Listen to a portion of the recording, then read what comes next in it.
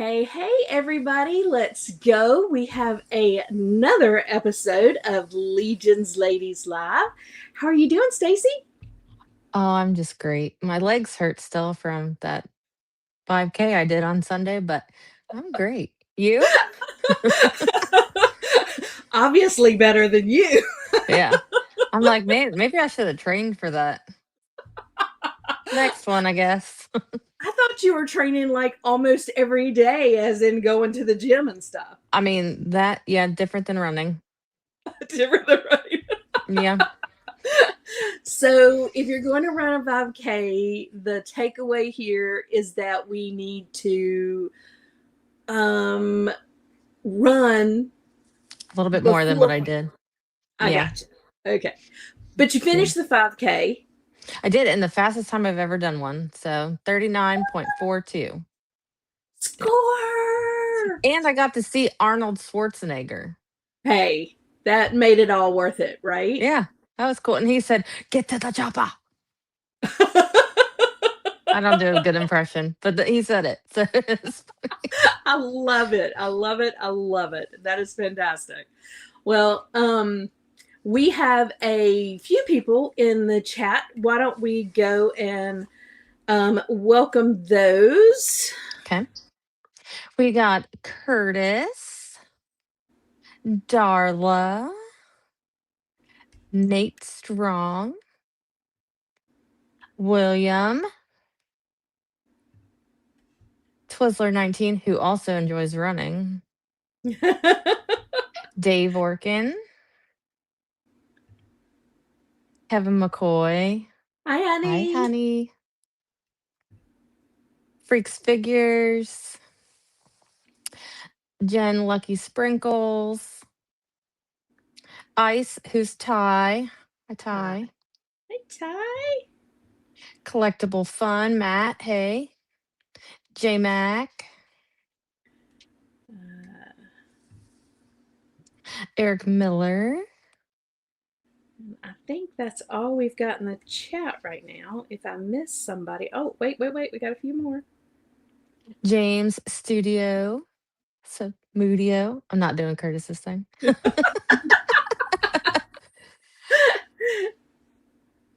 Brian. Brian, we miss Amber too, Yes, we but do.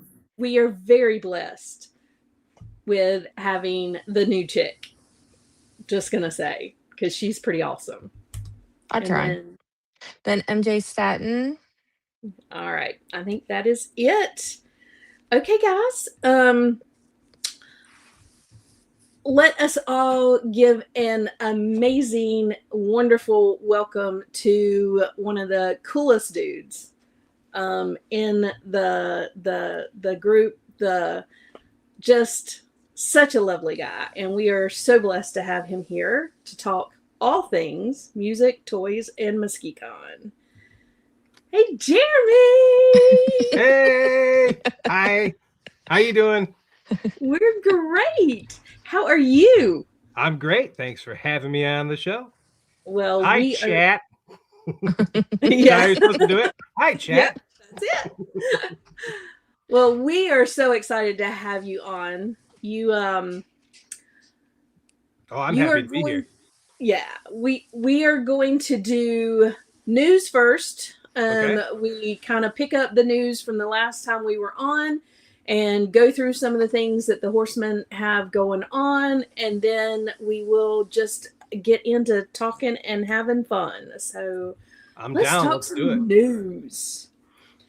Um, the only pictures that we had of this is the GM screen, and the only pictures that we had of this before they showed these were the black and white. And then, of course, now we're seeing it in full color. I know that several people have said that the black and white, they like the black and white better than this one. What do you guys think? I You don't know. know, I really like this. Yeah, this is beautiful. Hmm. yeah. I don't know. I having now been more familiar with the color version, I would Right. definitely go with this. It's such a beautiful piece, though. But you know, there's room for both. I'm totally a fence rider, so I can't help it. I like everything, but yeah, this is glorious.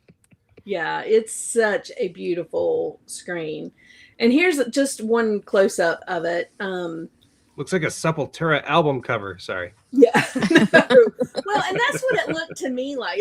It really does make you think of and feel like you're in a heavy metal band. I mean, Yeah.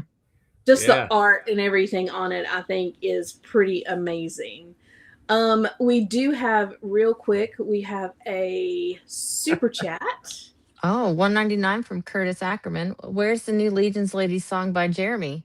Ha! You gotta commission me, Curtis. Give it That's away right. as a gift for them. Yeah, Curtis. We gotta pay for that, Curtis. That's not something that he just does because he's filling in the heart. That's as a commission. That's right. For that. Yep. If you're good at something, get paid for it. So That's right. that's questionable. Then we have that. We actually have the full picture, like the studio photo of the druid character. When I She's saw really this, cool.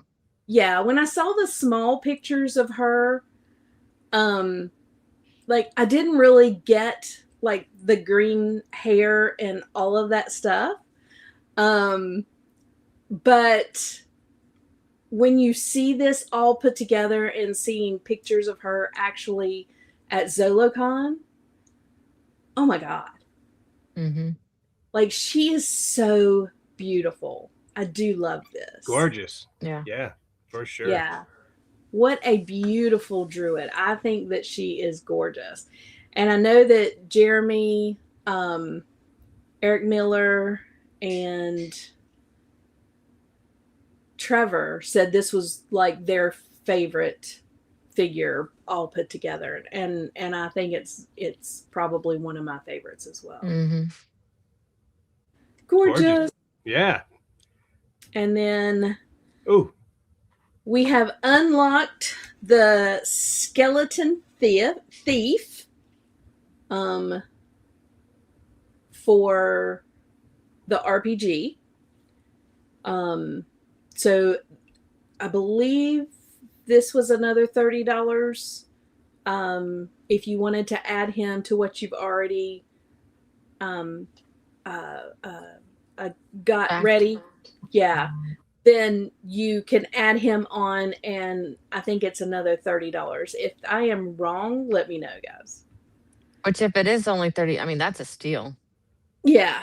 Well, all of these figures at $30 are, I mean, crazy good. Especially, I mean, I know they're great for the RPG. They're great for popping and swapping, but man, for the customizers. Right? They're going nuts right now. I know. These are like a dream. So unlocked. We've also unlocked that faceplate, the skeletal faceplate, which is going to come with the heads pack. Yeah. So that is going to be amazing. And we have unlocked the monster cards, and they are going to be inside the beginner box with everything else that you get with that. Very cool. Mm-hmm. So that is awesome. And then, of course, we had the big Bodvar claws thing. Claws drama. Yeah. The drama. So what are you talking about? Yeah. So we got the all-in, and our Bodvar, one of the claws is broken, and it was broken in package, which is fine. I don't understand why you don't just say, "Hey, customer service, I need a new claw." But Because people have to complain. That's why. people have to go online and complain. We have been given the gift of social media to express every single thought we've ever had to everyone in the entire world right now. And I'm going to do it. That is exactly right. So, but don't worry, guys. The company's got us. They are making sure that if you have a broken claw, they are taking care of you. But what a great figure. I mean, really is. And from what Gorgeous, Jeremy, yeah, from what Jeremy said, mostly it's the claws of the figures that were in the all-ins. Yep. They haven't had a whole lot of people with that have not gotten an all-in to have these issues. So, Jeremy, you should write a song of that rant. I already forgot it. I guess I can listen back, right? It'd go viral. Oh, good idea. So though. Anyway, but yeah, so that's cool. That is really, really sweet. That I mean, the company takes care of us. I did want to show they this. Always take care of us. Yeah, sorry. Yeah, I did want to show this because it's coming up. Not this weekend, but next weekend. Yep. So soon. MuskeCon. We are so excited. And these badges are freaking fantastic. Yeah. Thanks. Amazing. Who did that art? I don't know. Some guy. It was lame. you. He's probably lame, I assume, anyway. Whoever he is. Whatever his name might be. And I know that this is a one-day show, but they do have the Mythic meetup on Friday night, and then they have the show on Saturday. And although it is 12, 13, 14 hours for us to get there, the plan is for us to go. Okay. Now, got some things going on, so we may not make it this year, which I'm very, very disappointed in, but we're going to have to see. We may still be there. I'm hoping. You'll be there. It's going to be fine.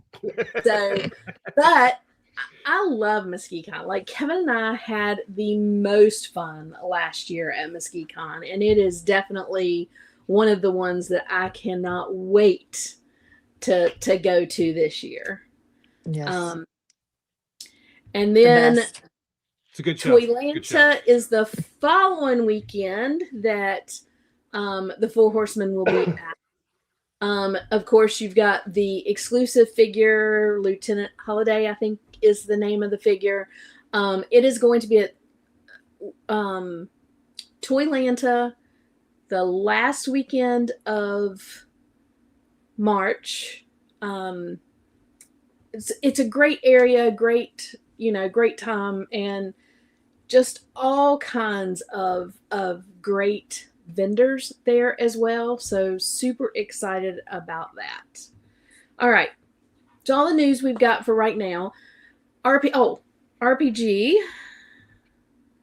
Where are we at? We are at 848,733. So we are 1,260 Yep. 7 away from hitting the next goal. Good math, Tanya. Yeah. Glad I wasn't on the spot. I'm gonna say that's right because I'm not good at math. I believe you. Sounded good. I'm close, guys. I really am close. You're closer than I could have ever gotten. Right. So that's all that matters to me. Pretty sure I'm close. But anyway, they are like right at the next thing. So Brian said, there you go. Yeah.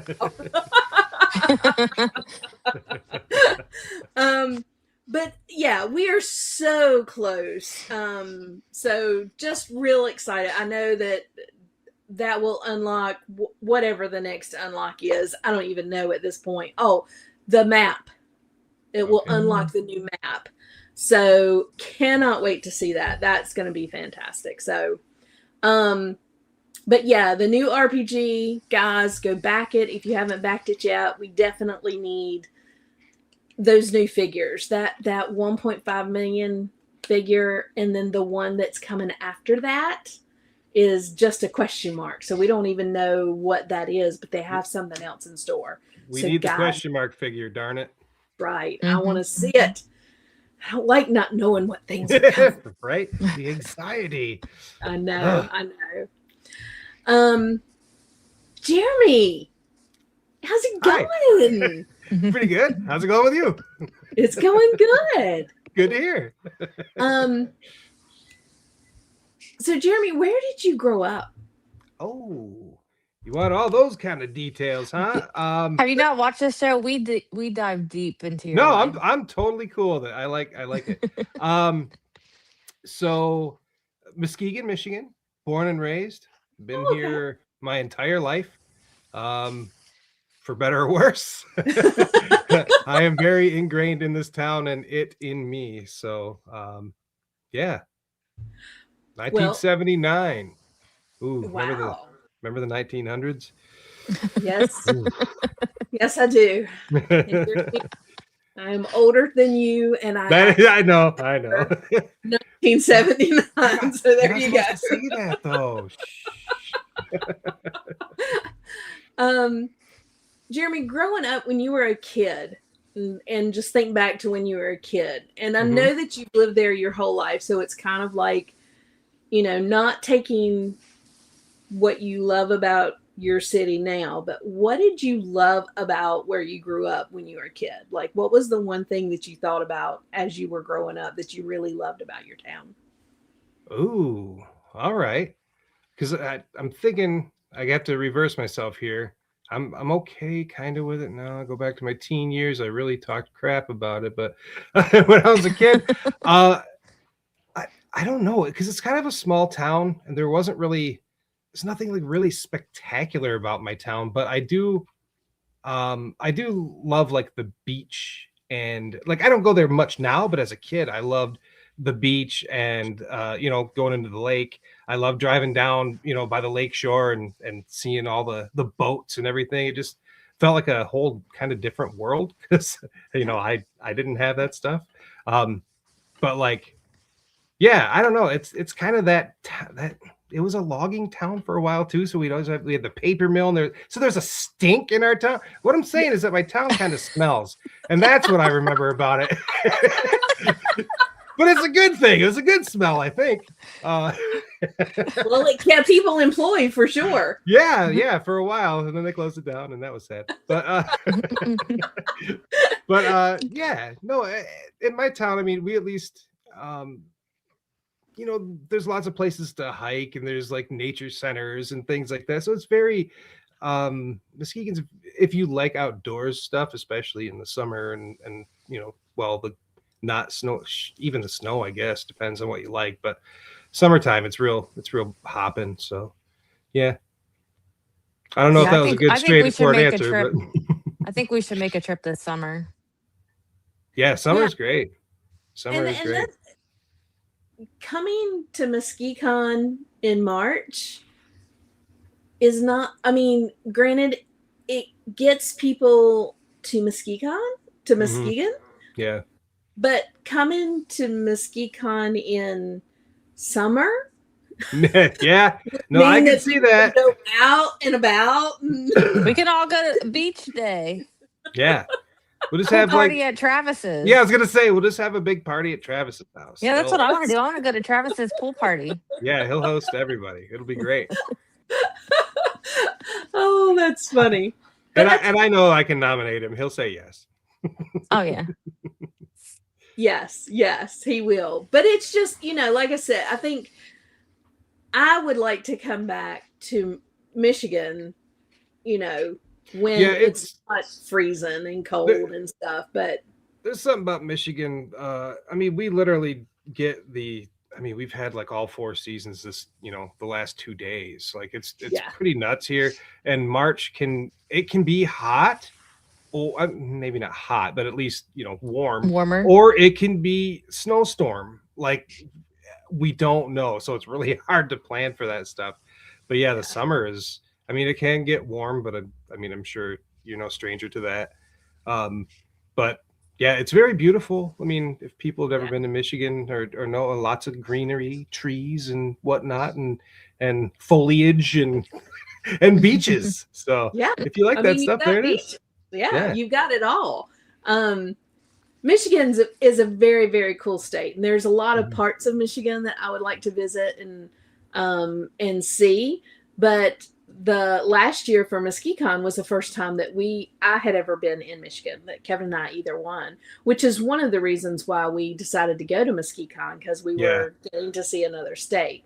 So that to me was really cool, is being able to actually drive. And Michigan's about halfway up. So we were able to, see quite a bit of the state driving Yeah. up through there. So it was beautiful and it was so fun. It's great in the fall too. It's just really like when the color change is going. We have so many trees and stuff. Just it's great. But yeah, I know all the stuff about the town, so I can't. I'm gonna just highlight the positive stuff for you. Yeah. Well, there are negatives in every town, Of so it's course. not Yeah. it's not just that. But Yep. I'm really glad that that you have had good things to talk about, and Oh, for all the sure. things. But For sure. Yeah, no, and overall, like I said, I do love this town. I love what it's especially like downtown, the area you would have seen last year with all the, the convention center and all the little restaurants around there and the social bowl across the street. Like they're turning that downtown into something where yeah, it kind Mhm. of it, wasn't anything for a while there. But yeah, we it's went it's nice. They're doing a lot of positive changes in our town. It's pretty cool. that Friday night. We went with some people down the street, and we ate at a restaurant that has the big glass partition so that you can watch the hockey, the ice. Oh yeah, yeah. Can't think of it. But yes, I know what you're talking about. But yeah, and that's a wonderful idea. I mean, that's really a cool idea, is Was to it have Rad that. Dads? Was that Rad Dads or Maybe was it the other one? Yeah, something okay. like that. Yeah, I don't remember exactly which one, but Yeah, regardless. Yeah, but that's pretty cool. Yeah, for sure. yeah.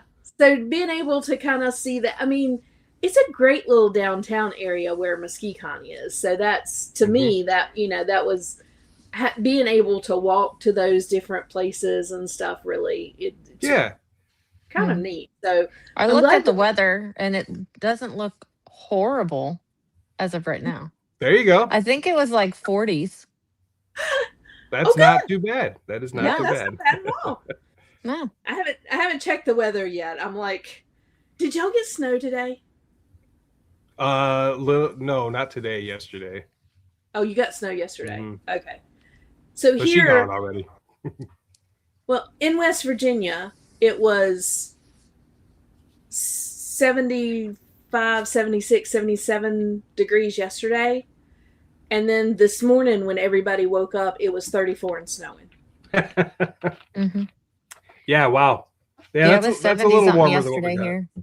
Yeah, it was like Sure. 70 here yesterday. And then it was 30, I think, this morning when I woke up. Wasn't snowing, but Oh wow. it was So cold. I was it mad. was it was 86 today or yesterday at our house, and right now tonight it's going to be in the 30s. I'm not ready for 86 yet. I'm ready, like Yeah. Right. 70s good. I'll go for 70. 86, Yeah. yes, I'm good with 70s all the time. and it is Yeah. going to be 34 degrees tonight. Hmm. Yeah. No Anyway, sleeping outside tonight. no snooping outside last night because it was hot. We need a happy medium, darn it. Right. Oh, so Jeremy, talk to me about when you were a kid and toys. Like, do you remember some of your first toys? Do you remember what Oh yeah. you collected? What made your heart happy as a kid getting toys? All right. I want to think back as far. So like I don't know. I mean, I had like silly, kid baby toys and whatnot. But the first things I really remember, the first like pop culture thing I really got into would have been like I did get a Smurfs guitar, but it would have been Masters of the Universe was number one, easy. Gotcha. He-Man was is an obsession of mine. Um, yeah, it's pretty nuts. I remember it was around the time the cartoon debuted. I remember my dad showed it to me, and I was instantly hooked. And then that got me into the toys and all that stuff. So, Masters of the Universe was a big one. There was always little things here and there, like oops, sorry. Um, like so a couple Transformers or Rock Lords or Muscle Men or Mad Balls or some Thundercats or whatever. My two other like major ones would be like the real Ghostbusters. Huge Yeah. into that. Love that. The cartoon's brilliant. Toy line's great. New Mondo toy line is it's so good. It's so good. It's so good. I've wanted it for my entire life, and now I finally am getting him. And then Ninja Turtles, of course. Ninja Turtles was probably like the last before I started collecting again as an adult in my late 20s, early 30s, or whatever. That was like my last big thing. So yeah. Who's your favorite He-Man character?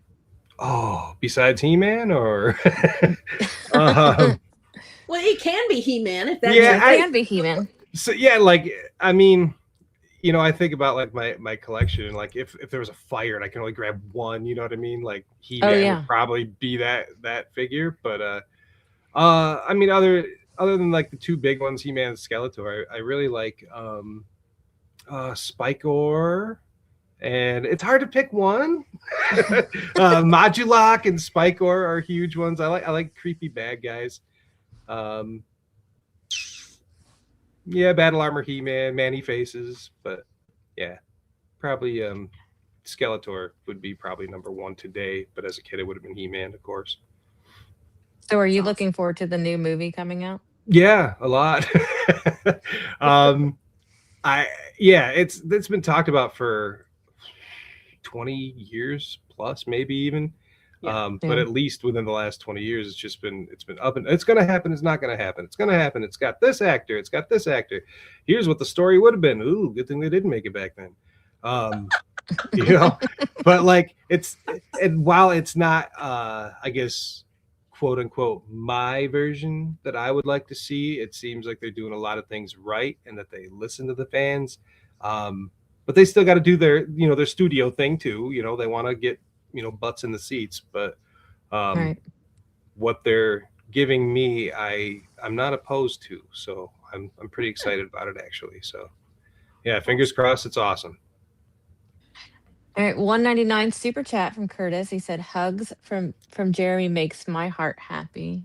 Aw, He huh. is a good Every hugger. You are a good hugger, Yeah, Jeremy. I like to hug. I'm pretty good at hugging. I've been doing it for a long time, and yeah, it's just nice to get the embrace and a big sigh for a minute. Then you're like, all right, I'm good. Yeah. Makes you happy, like Makes you Curtis happy. says. Yep. Well, and it does. I mean, it releases this serotonin, so it does. It makes you happy. Hmm. Yeah, yeah, Yeah. I like happy, so that works for me. Um, you talked about getting a little guitar when you were younger. So Hmm.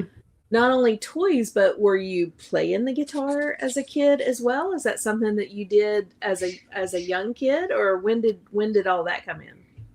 So that Smurf guitar ended up on the bottom of my pool for like 3 years straight. So I didn't really get a lot of entertainment out of it other than that.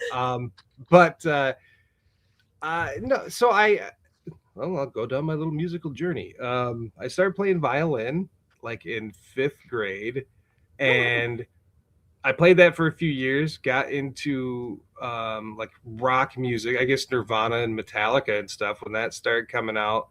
Mm-hmm. And that was, otherwise it was like pop radio before that, right? So Hmm. whatever, I liked it. I like pop music and whatnot. But yeah, all of a sudden it was like, ooh, this is my thing, and that made me want to play guitar. It helped that I had a buddy who also was like into the same stuff, and he's like, I want a guitar, and we should get a guitar and a bass, and we should get drums, and we should.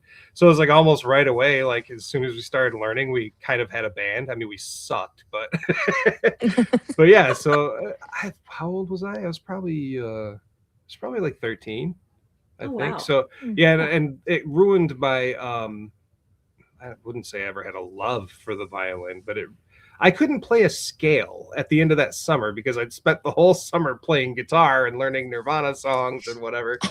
And I talked to my orchestra teacher, and I was going into high school, and he's like, all right, went up to him and was like, hey man, I think I'm done.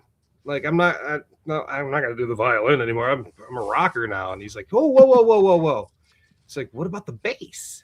And I'm like, oh, like, doom, doom, doom, doom, like bass? He's like, yeah. I'm like, I'm in. And I loved it. It's tuned very similar to a guitar. So he threw me in a room for like a month, and I just got to sit in there and play Megadeth riffs on it. And well, I mean, I learned how to play it, the stuff I was supposed to as well. But yeah, I'm in there rocking Megadeth and Metallica songs and stuff. And yeah, I absolutely love that. And that helped me a lot with like, the nerdy part of music as well. It's a little bit of music theory and stuff like that. So yeah, it's pretty sweet. That's Do you play any other instruments?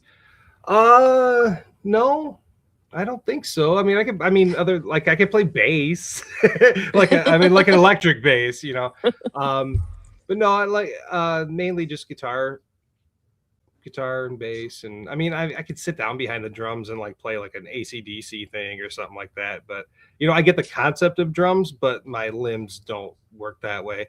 So it's nutty. I see some people like some people are just insane on the drum. I'm like, I can't. Like, there's no way. My how do you make your legs do that? I just did that for 2 seconds right now, pretending to play like double, and I'm already winded, so I don't know how they do it. I couldn't even play the drums in Rock Band. You ever play Rock Band? Like the drums were the hardest thing ever, and I was like, I can't do. I'll just sing. Yeah, you realize like how good you are with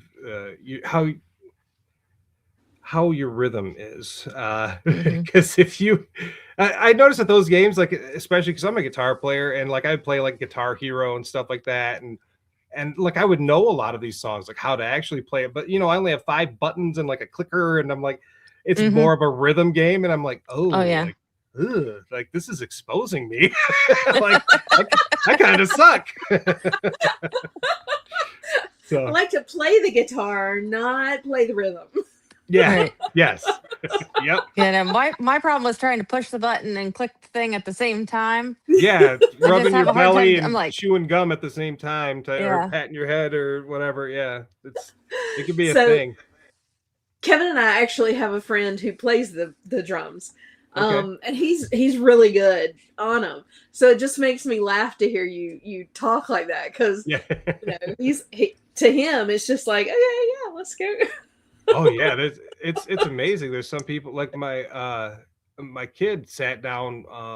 She was like, I don't know, 10 or something like that, and was like, I want to play drums, and sat back behind the kit. And I was like, well, I kind of know how to play. And I said, do your hand at this time, foot, whatever, hit the things. And she was like, boom, tap, boom, tap. I'm like, oh, you're good. You're automatically good.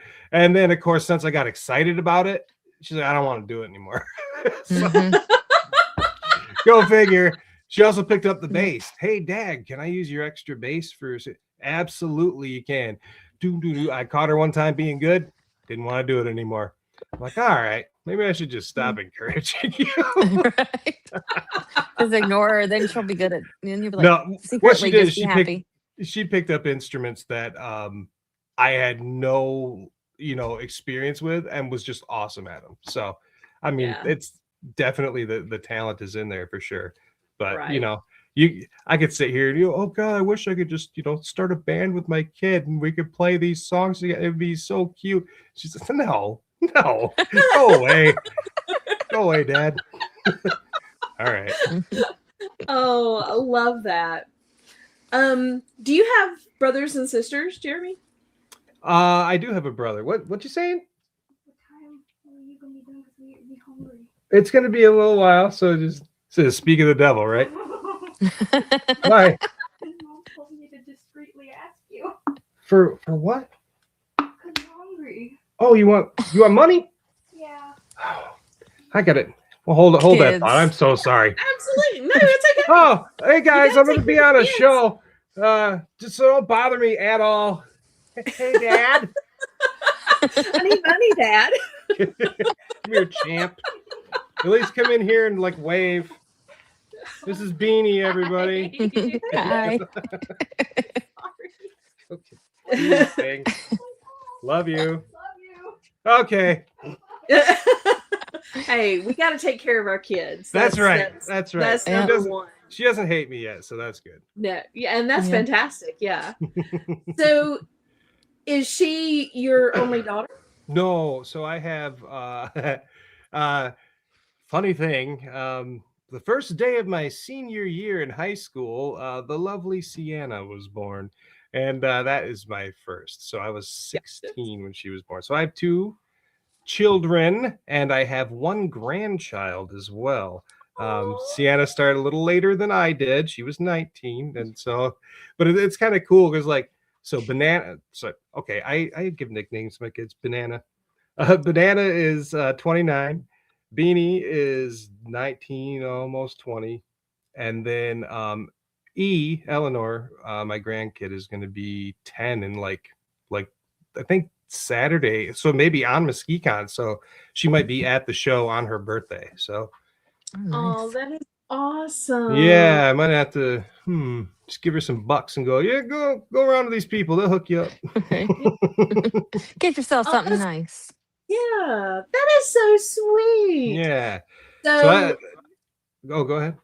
10 years you have been, almost 10 years you have been a granddad. Yeah. How's that? How's granddad compared to dad?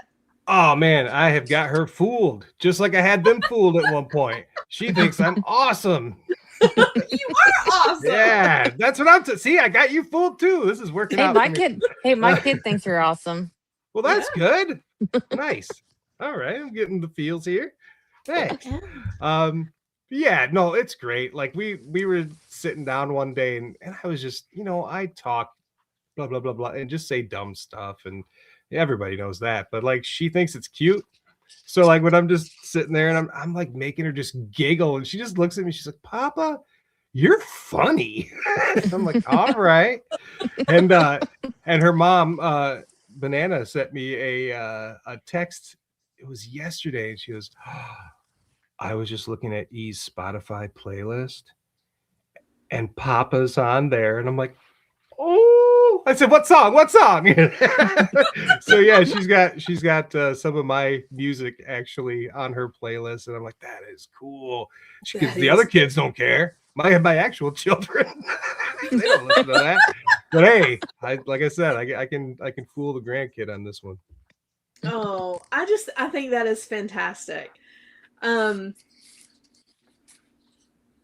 Music for you, I mean, if you've been playing since, violin since 5th grade and then got into guitar and then bands and stuff. I mean, music has been something that you have really, cultivated. So you guys started a band when you were first learning. Did y'all play anywhere? Just the basement. That's where most of it started, just hanging out in the basement. We were trying to learn like Beastie Boys and Nirvana and Metallica stuff. And then we started writing songs really early too. They were crappy tunes, but it was fun. Then you'd lose a guy and you'd get a guy and you'd lose a guy and you get, so I was almost in like the same band but with like 13 different names. It just kind of evolved for a while. And as far as like those rock bands went and everything, the young ones, I mean, we played like kegger parties in the 2 tracks where generators running all the sound, and we run out of beer, so everybody's got to go on a big run, and it's insane. 6 metal bands out there, and some good times, but no money in that. Absolutely. I started actually like making money when I decided to sell my soul and not play original music anymore, and just embrace like cover songs and stuff like that. So I really started playing out and getting a lot more of that experience doing that. Well, both. Okay, so this is silly, but I had a band called Macaroni Moses in my early 20s. I joined these guys. They already existed, but they wanted a real guitar player because the bass player was playing guitar and the keyboardist was playing bass, boop, boop, boop, on the keyboard. And they wanted to expand a little. And they're like, hey, dude, come on out. You're done with this rock stuff. And so we wore tinfoil masks and just costumes. And we wrote songs about dirty stuff. I won't go into it, but other stuff was just silly and just creepy, and it was anything goes. Like, this song's going to be our death metal song. Okay, cool. This song's going to be our 80s pop hit. Okay, cool. This song is going to be, whatever. It was just any different stuff, ska or rap, gangster rap or whatever. And it was like, we were idiots. But that band also played covers, and we did start to play shows, but it wasn't not a lot of money there either. But once I got into the rock cover band and started playing bars, Muskegon loves their rock cover bands in their bars. So, yeah, I started having a lot of fun doing that, and kind of honing my chops and realizing that I wasn't a terrible singer. So it was nice. I could kind of learn how to sing and see what happens on stage and just get all nutty. And then I did Yard Sale Underwear for a really long time. And all that is very, I'm sorry, I should specify for those who don't know, that's a band also. And that one was kind of the big one. We did lots of dance cover songs, like from all eras, 70s, 60s, 70s, 80s, 90s to we did Lady Gaga too, stuff like that. We're just goofy, right? And we kind of changed our town because all it was those rock cover bands doing a bunch of like they wanted to hear AC/DC or Free Bird or whatever, and we came in doing, Bobby Brown and, MC Hammer and, just goofy stuff like that. But also, like some Elton John or whatever. And it's all over the place, but it caught on, and it caught on pretty well. We did really good for ourselves for a long time. And I'm a little sad because we just broke up like 2 weeks ago. But we're all cool. Like, we're all cool with each other, and who knows, opportunity presents itself, probably get back together, but or at least for a one-off or something. But but that was like where that was so much fun. Lots of harmony singing, and our bass player he's a robot. I don't know, but like I don't know how he does what he does. It's insane to me. And he wanted to be in our pop dance R&B band, and that works for me. But yeah, lots of fun. And we had a lot of members in that too. My cousin Matt played with us for a couple years, so that was awesome, getting to jam with him and going out and bar hopping, and we'd go out of the state and we'd stay places, and that was like the microcosm of like the rock star I wanted to be. And I was playing number one hits every single night. Now, I did not write any of those hits, but I did play them, and people had a damn good time. So did you hold on? I got one very important question. Yeah, absolutely. Okay. How many times did women throw their bras at you or underwear?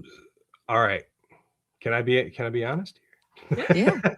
Yeah. So no, we didn't get a lot of bras, but due to our name, we had a rule. Once again, Yard Sale Underwear. We had this rule because people always come up, do you know how to play Crazy Bitch?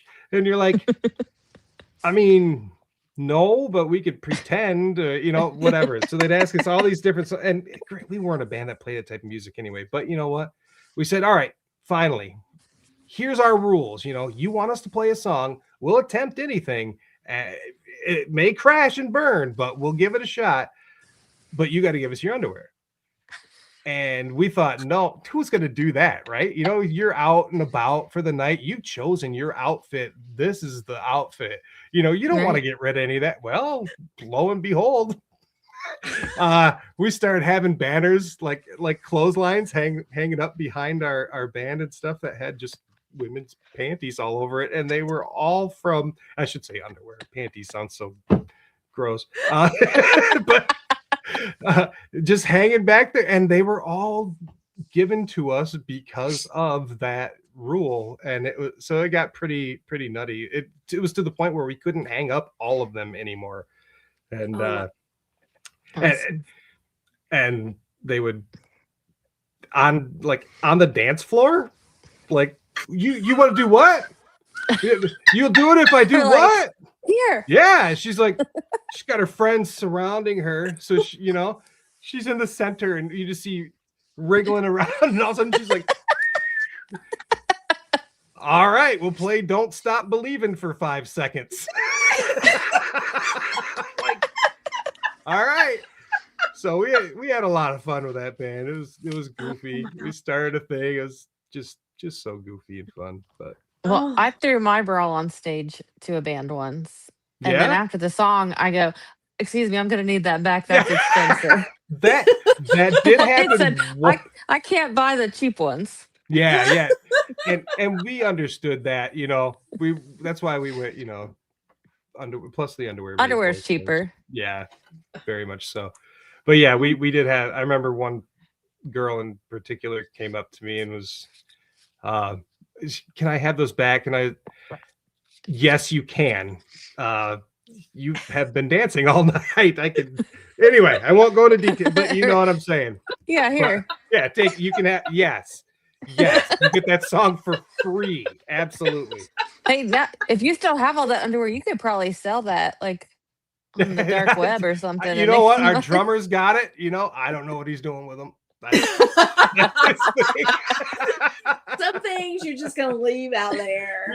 Yep.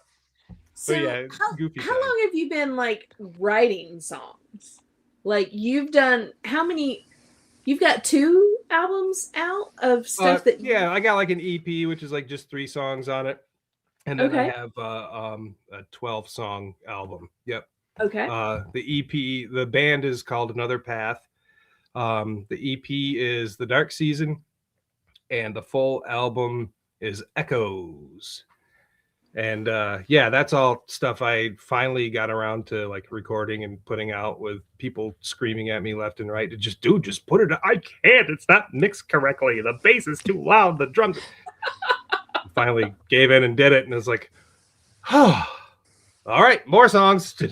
So, but yeah, I've been writing songs, since before I even had instruments, you know. There's always like some sort of weird melody in my head, and I just write stupid things, you know. On the playground, you know, I'm taking a doo-doo, like, okay, but you know, it was awesome. Now I'm just gonna say it's just like a preschool teacher, because she sings everything. Yeah. Like, well, there you go. She sings if she is saying something, she is singing it, because that's the only way the kids are going to listen. Yeah, that makes sense. So, yeah. But yeah, like my first like real song. I mean, yeah, probably like shortly after I started playing the guitar. You know, I'd learned 2 or 3 chords. And I'm like, all right, well now I'm gonna, you know, rip off Nirvana 100%. But you know, it's definitely mine. But yeah, we actually when I think I was 4, maybe I turned 15.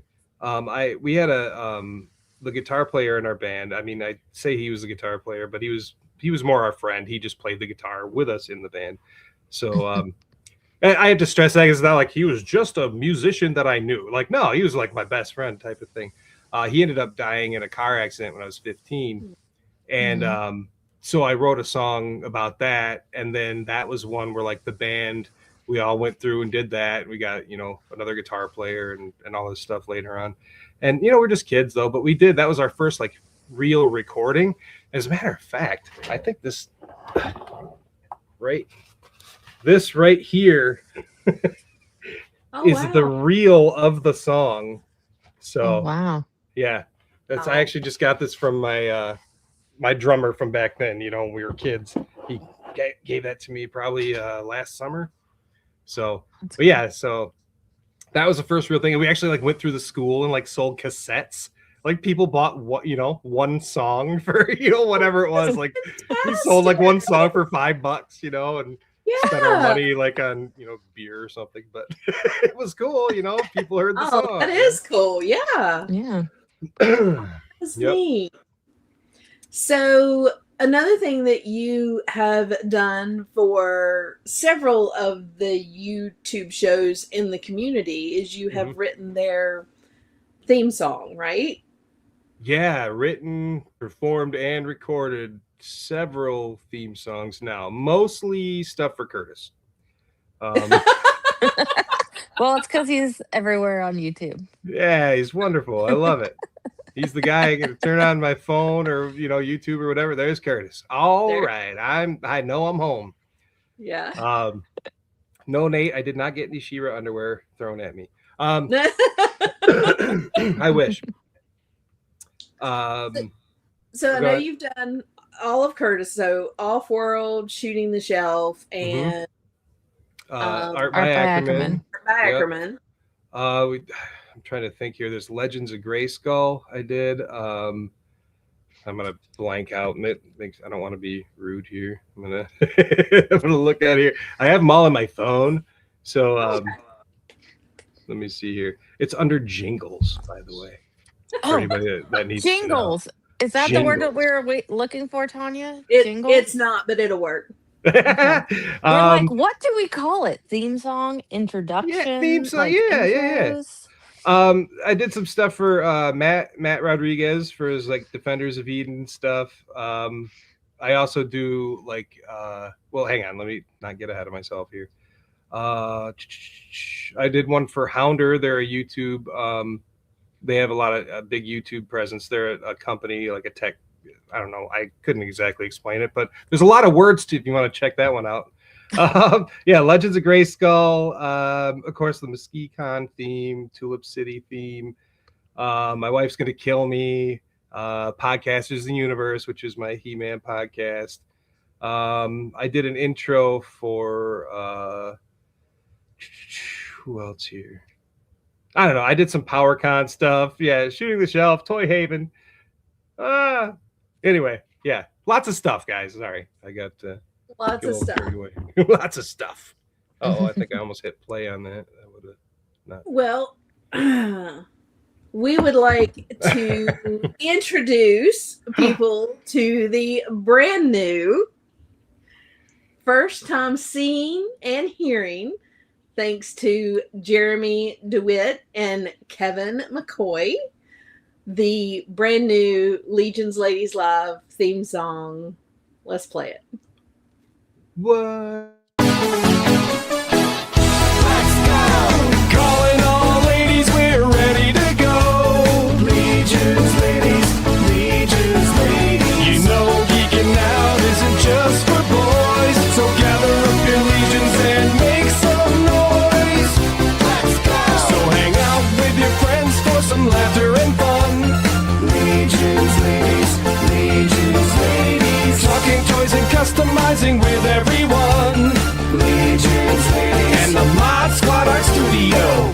Making friendships along the way. Sharing everything we know. Get ready as Tanya and Stacy welcome you to the show. Calling all ladies, we're ready to go. It's Legion's Ladies Live. Let's go!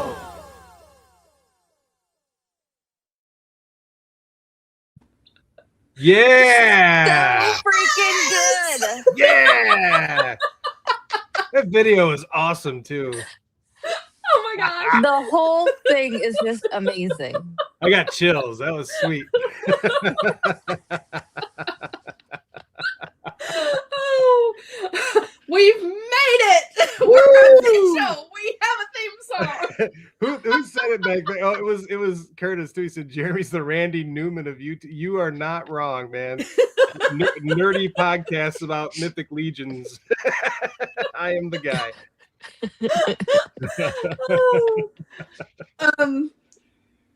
Jeremy knocked it out of the park with the music, of course. Absolutely one of the coolest songs. I contacted Jeremy. I figure this is our third year running Legions Ladies Live, and I know last year at Legions Con, I kind of mentioned it, not this past year, the year before, kind of mentioned it to Jeremy, and he was like, yeah, I mean, I can do that for you, but so this year at Legions Con, I told Jeremy we were ready, and I contacted him after Legions Con because, you know, things are crazy, and said, all right, let's do this. And so he has worked tirelessly to get it to us. And Kevin, behind the scenes that you guys are not seeing all the time, but Kevin has worked his katukas off doing the video for it. And wow, I mean, it is amazing. In such a short time, too, at that. Yeah. Well, and it's not the way it's going to stay. There are some things that Kevin's like, I need to change this. I need to tweak this. I need to do that. So it'll change a little bit over the next little, bit as Kevin gets time to work on it. But right now we have a theme song and we have a video, and it is just, I love it. I did tell Jeremy, I want it to feel like and make you reminisce about an 80s TV show. Yeah. And oh my gosh, you nailed it. Well, thank you. Yes. It's funny because I would be like taking a shower or something, and I'm like, no, Legions, hey, that's what I should do. And I'm like, my phone's over, and I like just hit so you can hear the the water coming down, and I'm like, Legions, I'm like singing in the phone and stuff. Like, just you never know when like inspiration's gonna strike, type of thing. That's like real. That's so. Yeah. But yeah, I had huge like any like sitcom or like even jingles for like, and I brought this up. I was on Legion's Lair, and I, the best part of waking up is Folgers in your and it's like the simplest thing in the world, right? Like all they said was a sentence, but they sang it, and now that thing is stuck in your nugget forever. And I mean, I could never see a Folgers commercial again for the rest of my life, but I can sing that damn thing, right? So, and 70s and 80s and even 90s, like sitcoms and stuff, huge. I mean, Who's the Boss and like Wonder Years. Well, Wonder's Years was a Joe Cocker song or whatever. But you know what I'm saying? Like different strokes it takes. Like so good. There are so many good, especially kind of early mid 80s all the way up to mid 90s. All the theme songs for those sitcoms were, I mean, they were just so good. They stuck in your head. And Growing Pains and Full House. Full House. Right. You're like, yeah, whatever happened to Facts of Life. Just so many. And so to me, that era of theme song is just kind of what has always, drawn me to, all the stuff. So when I talked to you and I said, hey, this is kind of, the time period. And then I told him, I said, I'm not going to give you any other direction because all of the great theme songs from that time period, just, whatever you think. So, man, Jeremy, you knocked it out of the park. Well, thank you. There's a few different things going on. I think I had some inspiration on that one. Do you remember Head of the Class? Yes. It was like that dude. I forget the actor, but he was the dude from WKRP. He was like a teacher. There were all these quirky kids, and anyway, there's kind of like this, dun, dun, dun, dun, kind of like, you could dance to that thing. So like, I was trying to think of some stuff with that, and And then like, of course there was a little bit of different strokes in there and some growing pains in there too. And I'm just like, this is going to be fun. But then I was like, I need a little bit of like maybe like not necessarily a Silverhawks or a Thundercats, but something like in that vibe. And I'm sorry, I'm dancing here. This is where my brain goes when I do this stuff. You should, see me when I'm by myself. I am a nut. But yeah, so just stuff like that. You pull little things here and there, and it's not always like, I'm not pulling melodies or anything like that, but like structure and little things like that. Like, well, it needs a little intro thing, and then I need something catchy so you're gonna know what's going on. But I gotta tell a story in 30 seconds. Okay. And then you just kind of go with that, and hopefully it works out in the end. I had a vision, and I don't know that I hit my vision. It became something else. It usually does, but hey, you guys like it, so win-win. Amazing. Yeah, it definitely was win-win, and I am so pleased and so excited. It will make me happy every time I hear it, and trust me when I tell you, Kevin knows the song probably down to the millisecond of every beat of this song because of what he created using it. But like even today, he sent it to me, and today I'm at work and I'm working on stuff and I've got it playing in the background, and I'm looking over and watching the video, and it makes me so freaking happy to hear it. It really does. Awesome. And it just makes me happy. I love it. It is exactly what, if I could have articulated what you wrote, this is exactly what I would have wanted. That's awesome. That's what I want, man. A satisfied customer, Yeah. and really, I mean, it benefits everybody, because then I also get to, because I'm not going to write a jingle for myself. You know what I mean? I've already done that. I'm just going to write, some song about, whatever, heartbreak or something, and make a whole song about it. But, when I get opportunities like this, I'm like, that's something I get to be creative, and like, it's a challenge sometimes. And I mean, I sent you like the early version, and I'm like, you could hear me like I was just trying to get something out of there. You know what I mean? Just here's the idea. I don't like to do that, because you can be like, oh my God, that's what he's going for. Like, no, just trust me. It's going to be okay. So, but yeah, it can be pretty hectic. It starts off in a whole different world, and you end up somewhere else, and then you start layering vocals on top of vocals, and you're like, oh, that doesn't sound good, I'm out of tune there, and then it just gets nuts. But it's fun. I love it. I absolutely love it. So we are very, very blessed that you are as talented as you are. Well, thanks. I appreciate it. It's nice to be sharing that stuff with people who are not my friends who are really annoyed. Like, I got to hear this again. Like, really, dude?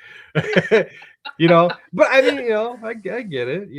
I probably listened to when I was making the song, I probably listened to it 400 times. You know what I mean? Because I'm like, I'm sitting there and I'm zoning. I'm like, no, the bass is a little bit too loud there. It's going to take away from the vocals, and just stupid stuff like that, And I need a break from it for the moment. Not that it's not fantastic. That was beautiful, but that's what I do. I take a little break, and then I come back with fresh ears, and then it's beautiful. There's stuff I forgot I've done. You know what I mean? Yeah. I hadn't heard Off-World in a while, and I was watching the show, and it comes on, and I'm like, yeah, Off-World's badass. Like, who wrote that? Me?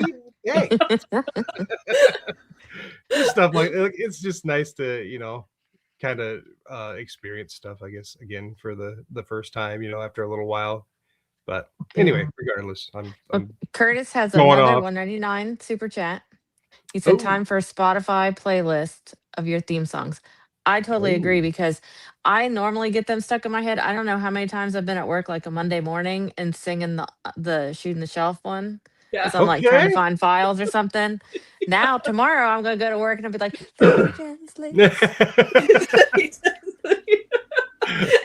and Mod Squad Art Studio. Yeah, and it's great. It's especially good when you got the headphones and you can hear like the low bass voice in each ear. Legions, ladies.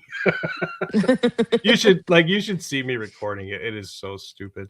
I'm just sitting in this chair right here, and I mean, they can probably hear me upstairs just like screaming down here and doing dumb stuff. And what are you singing about?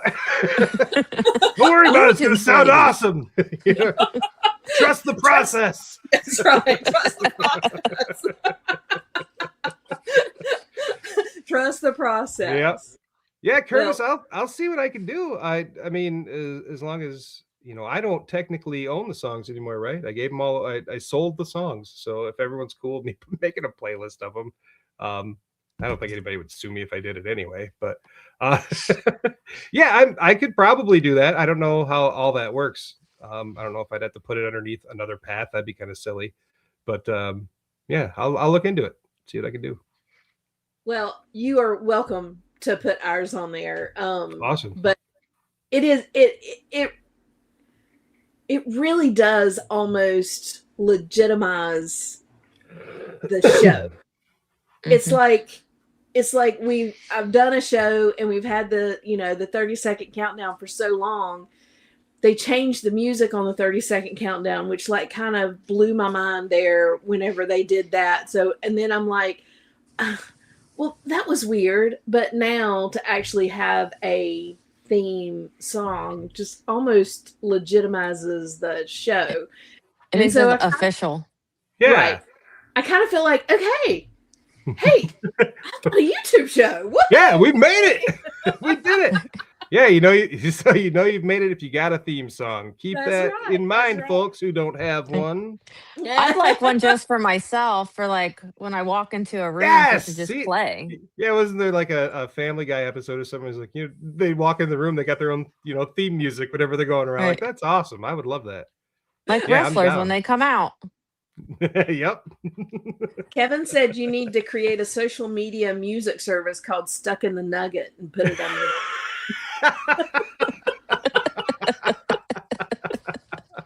That's great. I love it. Stuck in the Nugget. Stuck in the Nugget. That's good. But I will say, in a very short time, Kevin has learned a lot about this program that he is using to do the video and has worked tirelessly to give us something to show tonight.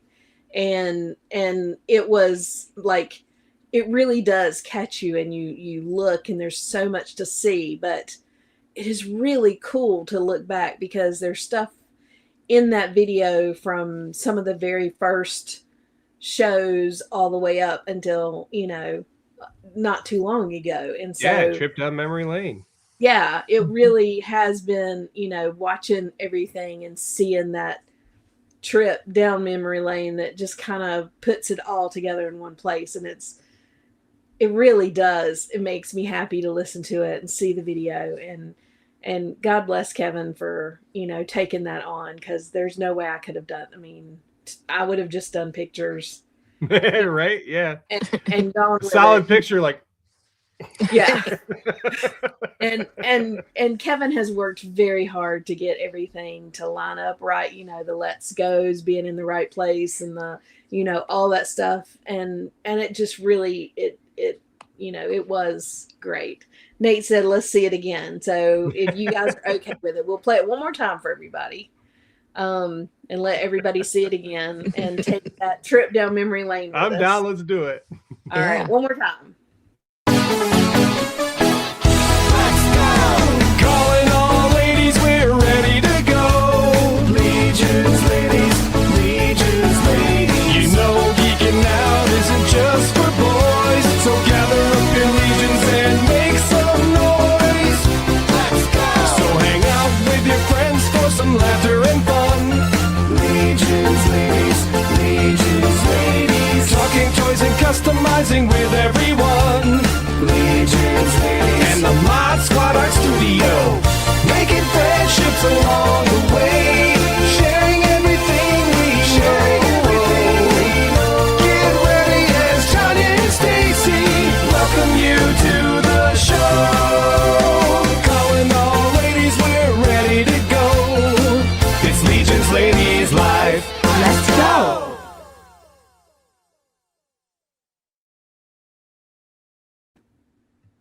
So good even the second time. I mean, Oh no. It's a bop.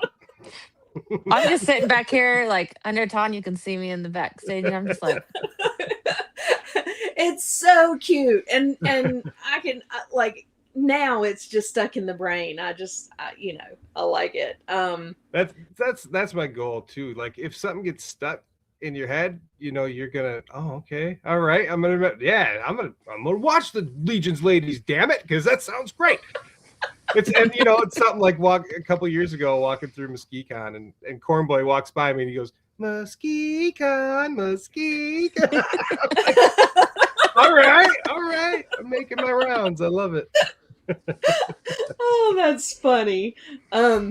Yeah, Curtis. I think I need a new one now. All right, let's do it.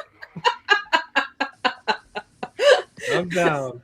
Oh, that's funny. Although all of his are amazing. The Art by Ackerman one that you did, that's very, it's silly, but it's great. It's great. I'm sure the story's out there, whatever, but like, when he reached out, he's like, here's the idea, and I'm like, all right, okay, he gives me this idea. I don't really know what my show's about. And, it reminds me of, this Gary Shandling show or whatever. And I'm like, okay, so I'm taking this idea and checking it out. And then I like a couple days or maybe weeks, who knows, I'm terrible with time. Sorry, by the way. And I like message him. I'm like, how do you feel about 90s hip hop? It's like, you can just okay, question mark type of thing. And yeah, so I ended up sending that one to him, and he's like, oh my God, dude. And that one actually, like, I laugh so much when I'm doing these things. Sometimes the silly voices I do or whatever, but yeah, that one, if you could see me, could have said, reach out to me, says make a theme song for my show. Love it. What am I doing? And I try, and I'm not a great voice actor or anything like that, but I change my voice a lot and kind of be silly. So I try not to make them all. I know they're gonna sound like me. I'm the TGIF guy. The what was it? Not only Full House, but like Family Matters and like Step by Step. They all had like the same guy singing it. You know what I mean? Yeah, singing. Yep. Although people will know it's me, like I try to just sort of avoid. I almost was gonna try to sing like a girl for your guys' show, but I was like, I don't know, man. If I was up here like this, you guys would be like, that's stupid. So, but yeah, it's pretty fun though. I like it. Yeah,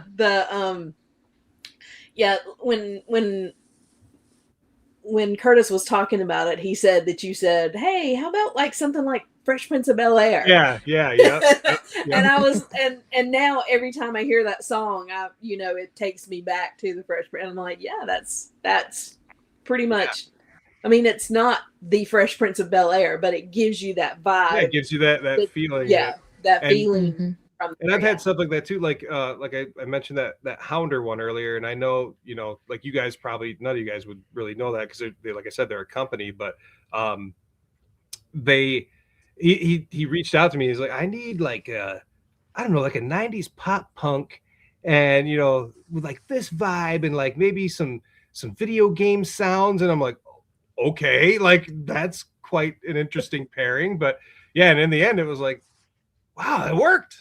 And he loved it. So yeah, I like to kind of, I love it when other people give me kind of like what they want. And then I get to just like take those ingredients and just do whatever the hell I want with it. And then, hopefully there's smiles in the end. And if not, I'll change it. But, I won't be happy about it. So. Well, let me assure you that from the first moment you sent me the words and you sent me the just, let me do the like, was that, I guess that's balloon. Yeah, my computer does, they do that all the time. But if you do like hand motions and stuff, it does it? Yeah. So if I do this. What? Oh, technology, you so crazy. But yeah, the first time you sent me the words and kind of the preliminary, well, this is kind of what I'm thinking about, and I heard it. and it stayed in my head, and I was like, that is fantastic. Like, that is fantastic. And I got so excited, and I had to share it with, of course, Kevin was sitting there whenever I listened to it for the first time. And I shared it with Stacy and Amber because they are so much a part of the show. And everybody loved it. Like, it was loved immediately. That's But good. when I got the finished version, I was smiling like the entire day. I mean, it made me so happy. And So what was kind of cool though about me sending you that early version was so I was self-conscious because it was deliberate. It wasn't like deliberately bad, but I just knew it wasn't good. Like, it was just, like I said, it was just like a demo and like, here's an idea of where it's going. So I had this going into it when I was actually sitting down. I'm like, I'm gonna do the real vocals this time. And I was like, oh, I gotta step it way up because she's gonna have that, silly voice I was doing and out of tune and all this. I'm like, so yeah, I was like doing this, triple in vocals and doing all this fun stuff. I'm like, yeah, this is gonna be badass when I'm done. So yeah, and it totally, it completely, I am so pleased with how it came out. And yeah, and Curtis said get one with him with just the music for an outro. So I was gonna actually tell you that too. I was gonna say, you know what, I can send you one with without the vocals. It's totally a Ninja Turtles thing, right? So Ninja Turtles had the whole theme song at the beginning, but at the end of the show, they played the same theme song, but there's no words. You're like, all right, that's how it goes. So yeah, and it works out.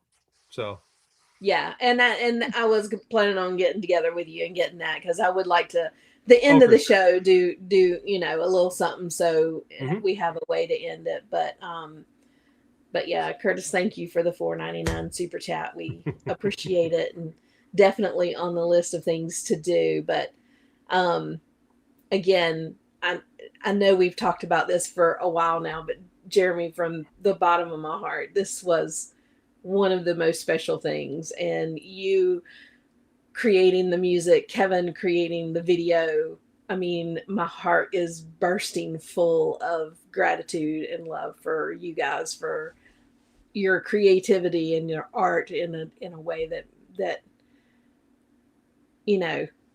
will make us feel like the show is more, it's legitimate. Yeah.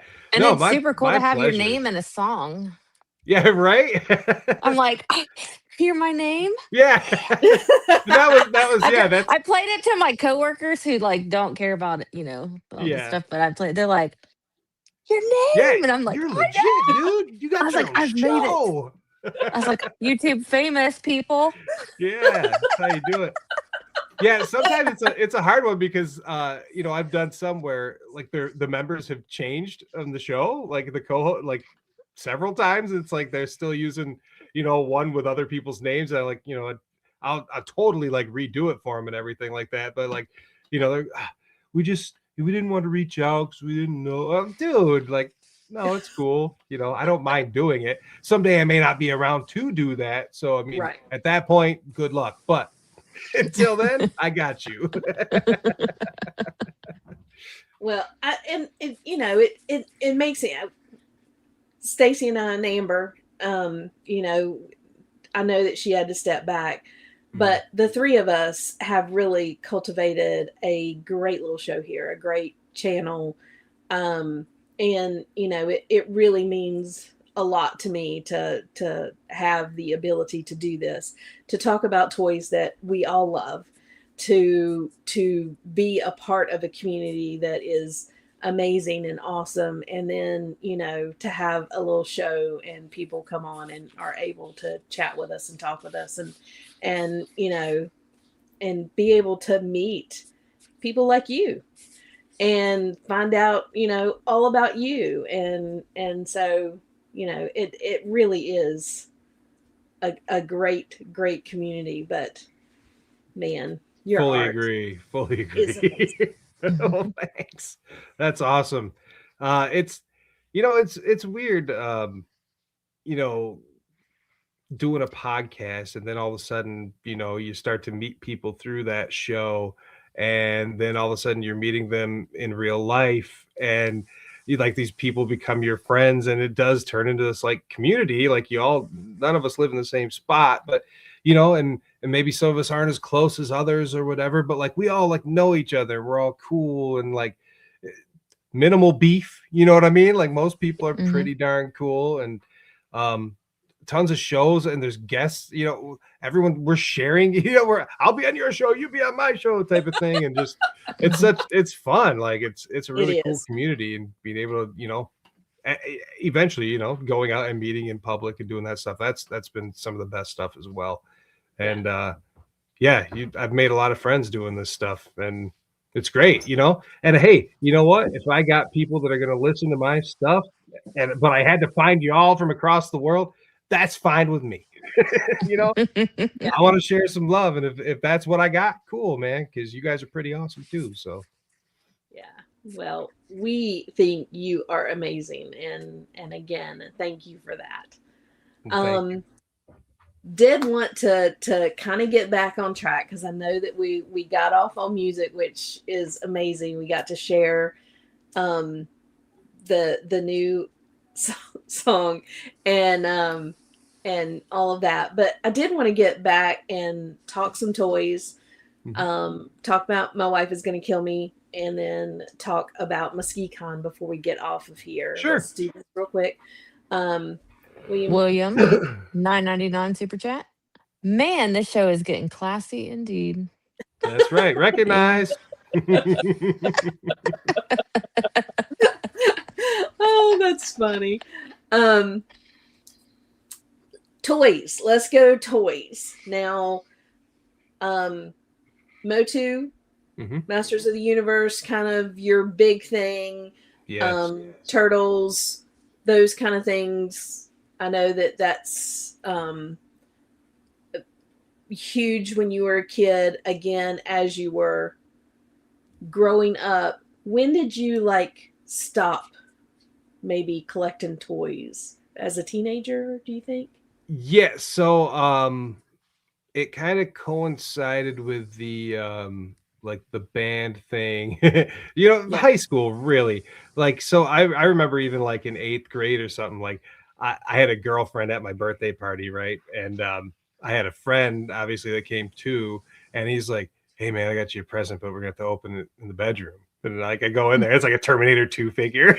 I was embarrassed to show, you know what I mean? So like I still was like, I never really fully stopped, but it was teen years. I did definitely take a break.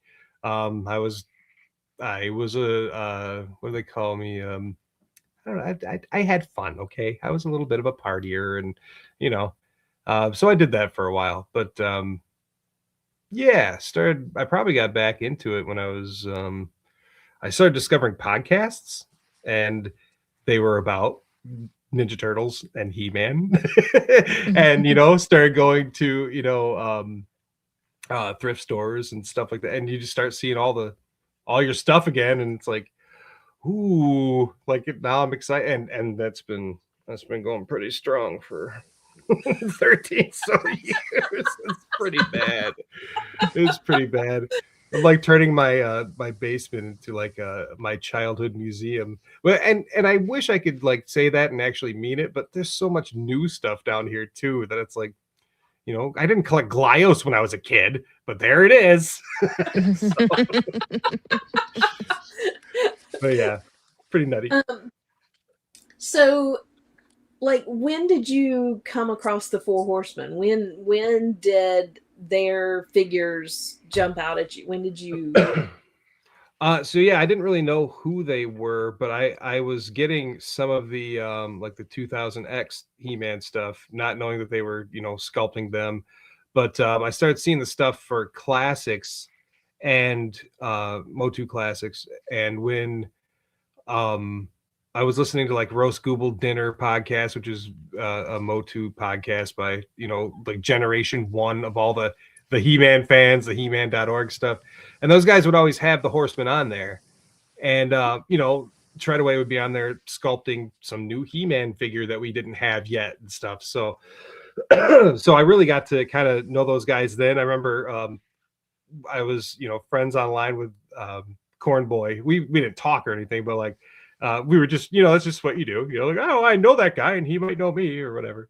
But I remember we were watching or Walking Dead happen. It was like the first season or the second season, maybe, whatever.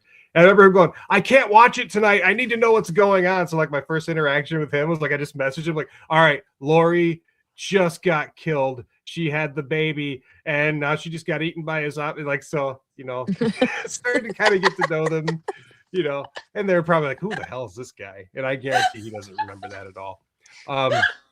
Because I'm talking to famous people now, so, the early days of like social media, you're like, I can't believe I'm talking to this guy.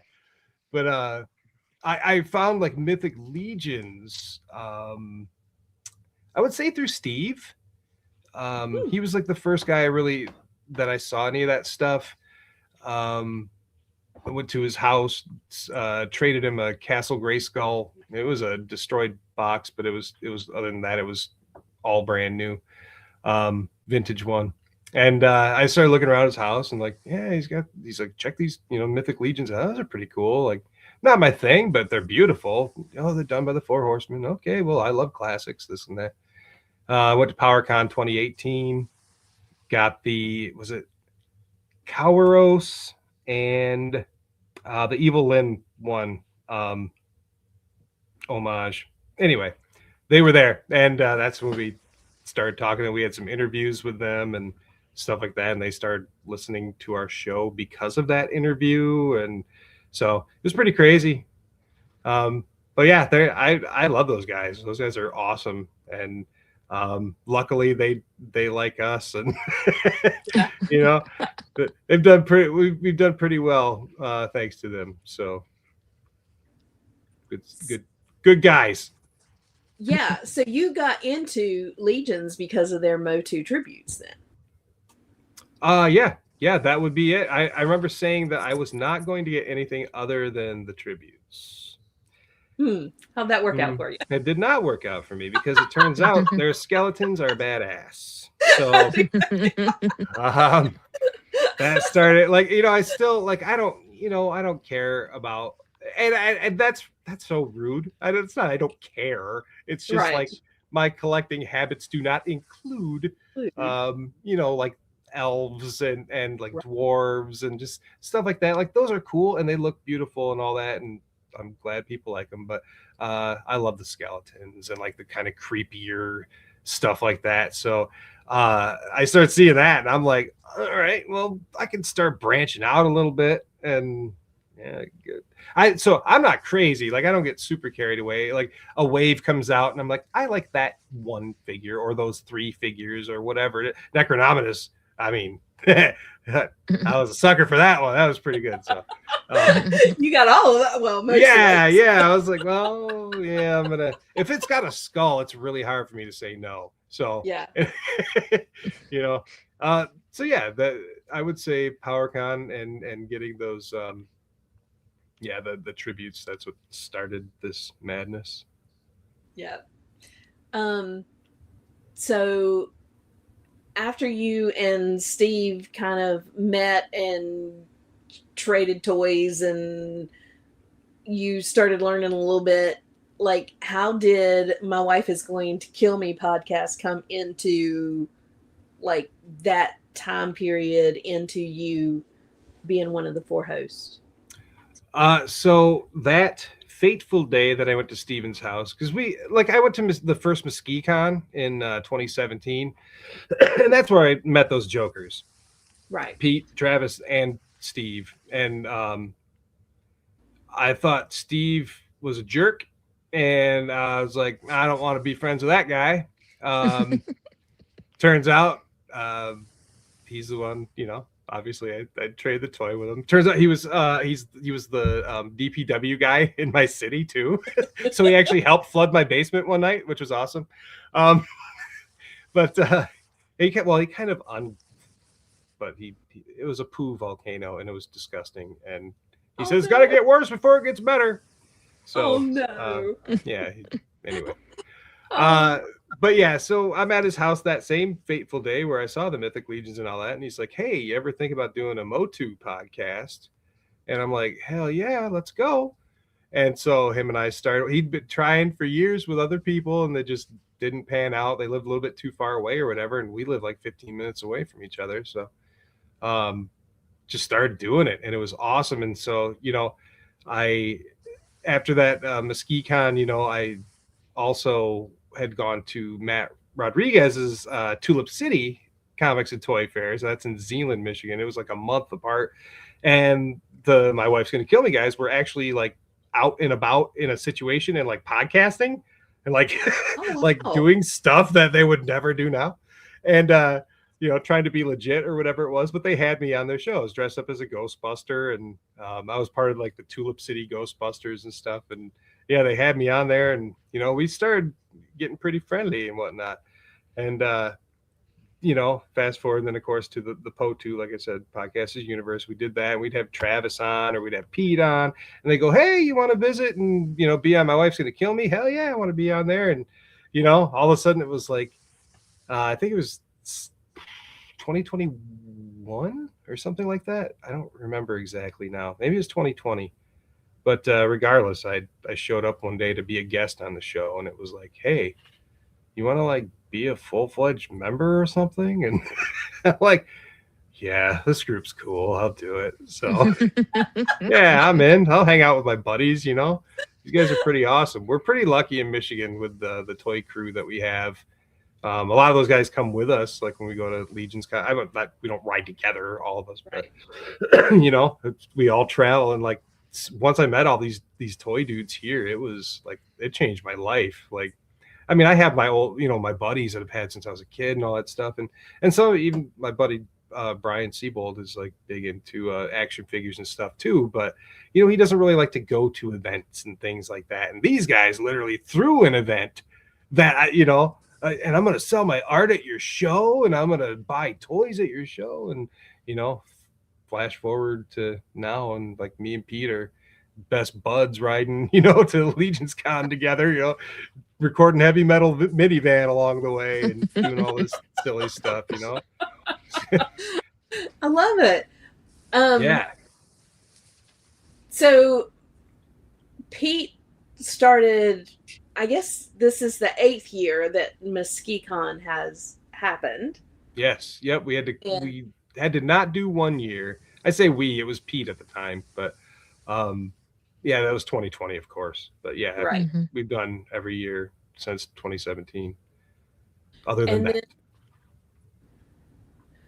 Now, was the guys at My Wife Is Gonna Kill Me podcast, were they part of starting MuskeCon as well, or was it just Pete saying, "Hey, I want to do a toy show, let's do this"? So I wish I could tell you the full story, because I'm sure Pete would be very colorful about that one. Oh, I'm sure. So I can tell you from my position coming in as like the new guy and hearing things from everyone, that Travis and Steve really tried to help, but Pete was very resistant to help. Which I completely understand, because it took him however many years to finally like get me to come on board. And like it was last year, he's finally, all right, I think I need some help. And I was like, there are not pigs flying. I cannot believe this. What? Really? But yeah, he's like, I was doing videos for him already, and I did the theme song and stuff like that. But yeah, he's like, all right, I'm ready. And so this year I've been, stepping it up and trying to, bring some attention to it. And hopefully we have a wonderful show. It's been pretty fun working with him. And I think this one's going to be the best one, especially the meetup on Friday. Ooh, I'm so excited. Yeah, me too. So Curtis, another super chat. Jeez, Curtis, you might as well just give us all your money at MuskeCon. He said, it's interesting when you meet toy community celebrities. 2022 was my first Legion's Con. When the My Wife's Gonna Kill Me boys got to the hotel, it was like the Beatles walked in.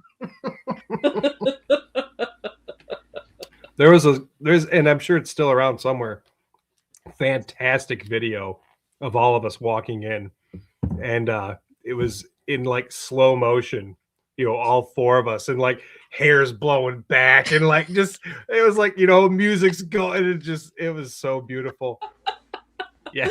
it was yeah, that was awesome. That was the first Legion's Con I went to. Pretty crazy. 2022 was your first one as well? Mm-hmm. Yeah, mine too. Yep. It was mine too. Yep. Yeah. It's crazy to look back and see all the people in the community who got in and went to that Legion's Con. It was the first one. And yeah, Kevin and I listened to My Wife Is Gonna Kill Me. I'm sorry. On the way. Like we had the podcast playing as we were driving up to Legion's Con. You're like, are you sure we're doing the right thing? And that was the first time that I had heard the podcast at all. I mean, that I had any knowledge of the podcast at all. That was the very first time. I had no idea who you guys were in 2022. And that's the year you guys got your figures, right? Or was that? No, that was... It was 23. 23, I think. Okay, so the first year I was like, I saw you guys and I was like, I don't know who these people are. And then Brian told me who you were, and then on our way home we listened. And I'm like, these are my type of guys. I said, they're raunchy. I said, they don't care. I said, they talk about toys, but they talk about other stuff too. And I said, I love it.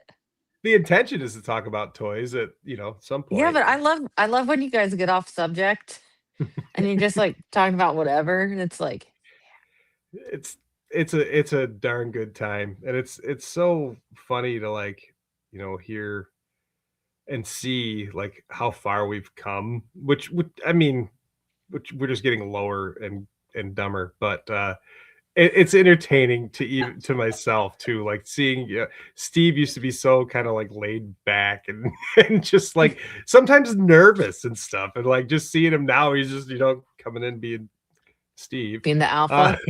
Being the alpha, right? I mean, he eats alpha bits, that's about it. But yeah, it just the way how far like I said, we haven't really come very far, but just to watch it evolve, and it has become kind of like are you guys really going to talk about toys? Like, can we just hear you guys rip on each other or something, or whatever? But yeah, it's fun. In 2022, did you guys do a live show at that hotel? So My Wife Is Gonna Kill Me. Okay, so the first live show y'all did for Legion's Con was at the 2023. I think it was 2023. It was before this one. So it was La Quinta. Did y'all at the La Quinta? Yeah, I think that's the one where we did the first show. I think it is. Okay. So that's because we were there, we were at the one that was attached to the Toy Con thing, the first year, and then the following year was we were only at that place for 1 year, right? Yeah, 1 year. Yeah, so that was our first show. That's when we got. I think Tony brought out the little dog, and walked it in front of us because Steve apparently has a preference for dogs or something. It was a joke on the show, but it's like that's when we started, and Billy Beige got thrown out, and it was just like it started this whole thing, and we're like, what have we done? Like, it was so small too. It was like it wasn't that many people, but it was filled, and it was like, oh no, like real people listen to us. Like, oh man. We haven't been canceled yet, though, so I mean, there's that, right? That's my highlight, I think, of Legion's Con is your guys' live show. Especially the last year's was amazing. How do you top that, though? Like, I know, I don't know. I don't think Boy sang your song, dude. That was, there's people out there that don't like Pete, right? and Pete knows that. Pete can be a little much on on certain people, right? Right. Not me. I love Pete. He can be as Pete as he wants with me. He's a rotten bastard though, because he tricked me, and I was not. I was really happy about it at the end, but yeah, we're gonna sing one of your songs, Jeremy. We're doing parodies. I can do parodies. That's fine. I put some extra production into the parodies. I was excited about that. But if the music section got cut at the end, I was just fine with that too. I didn't care. Like, okay, we had a great show. No music. Let's go party. But no, we're doing okay. All right, fine. We do the parodies and whatnot, and then Pete and I actually practiced that song too, which is insane. Don't Forget Me is the song, right? That's the one I did. Yep. So, which is a song written about my lovely wife Laura, back in the day. So there's that, baby. So yeah, we're working on it, and whatever. It's Pete. It's Pete's voice. I'm not gonna sing it. That's embarrassing. I don't like to do that. I know it's weird. I write all these songs and I sing and stuff, but I do not like to perform solo at all. It's terrifying. So Pete's gonna cover that part, and we get there and we're doing it, and he's out of tune, and maybe that wasn't on purpose, but he stops, and I think that's why. You know what I mean? Like, and I'm not trying to be, mean about it, but it's just like I thought, oh well, maybe he's not confident in what he's doing, and he's like, no, we need somebody else to sing, and I'm like, what the hell are you doing? You can't just now we're just some improv thing, like you're just gonna throw, and you didn't tell me about this, like. And he goes, Corn Boy. And I'm like, what? Like, nah. And Corn Boy gets up and I'm like, okay, well, he's just going to wing it, right? There's no, oh no. And he's up there and he's like, I've been working on this for a couple weeks. And I'm like, what? And I'm looking at Pete like, what? What do you do? And he's just, he wouldn't lock eyes with me, but whenever you could tell he knows what he's doing. He's such an ass, but at the same time, he's just a wonderful human being, which I can say about all of my co-hosts, really, except Travis. He's always wonderful. But, all these guys are gonna hate me at the end. But yeah, so chorus comes, and me and Cornboy are singing. I'm harmonizing with Corn. Now I'm gonna sing with Cornboy. Hell yeah, I don't care. Messed up chords. I didn't even care. I'm like, we're just doing this. And then the chorus comes and the whole audience is like singing my song at me. And I'm like, and I looked at Pete and I just said, and just that smile on his face that he knew what he had done, And I almost had I had tears. I was getting like a little bit of tear in the corner there. And I'm just like, what did you do, you monster? Like, it's awesome. It was really cool. Like, the fact that all these people had spent their, wasted their time, learning some lyrics or maybe reading them. I don't know if he made lyric sheets, or whatever. But yeah, just hearing everybody sing my song, it was nutty, man. Like, you can't top that. You know what I mean? Next year is just going to be crap, but everything in that show was great though. Seriously, the Dusty and Steve arm wrestling thing, I had no idea what they were going to do. And the only time I got a little bit of an inkling was when they were getting together before it and kind of working some stuff out. And I'm like, oh, this is going to be a thing. Okay. And just went off beautifully. Those guys did awesome. Travis did some wonderful dancing for everyone. Yes. Seriously, everyone was just like, this is the highlight of my weekend, everything. And that's pretty awesome. Because like I said, we're not everybody's cup of tea, and I understand that.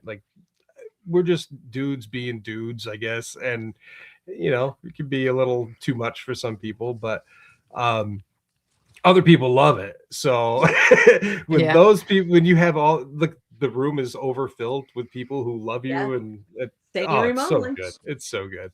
So yeah, it was pretty amazing. I say, Dumpster Fire. Yeah.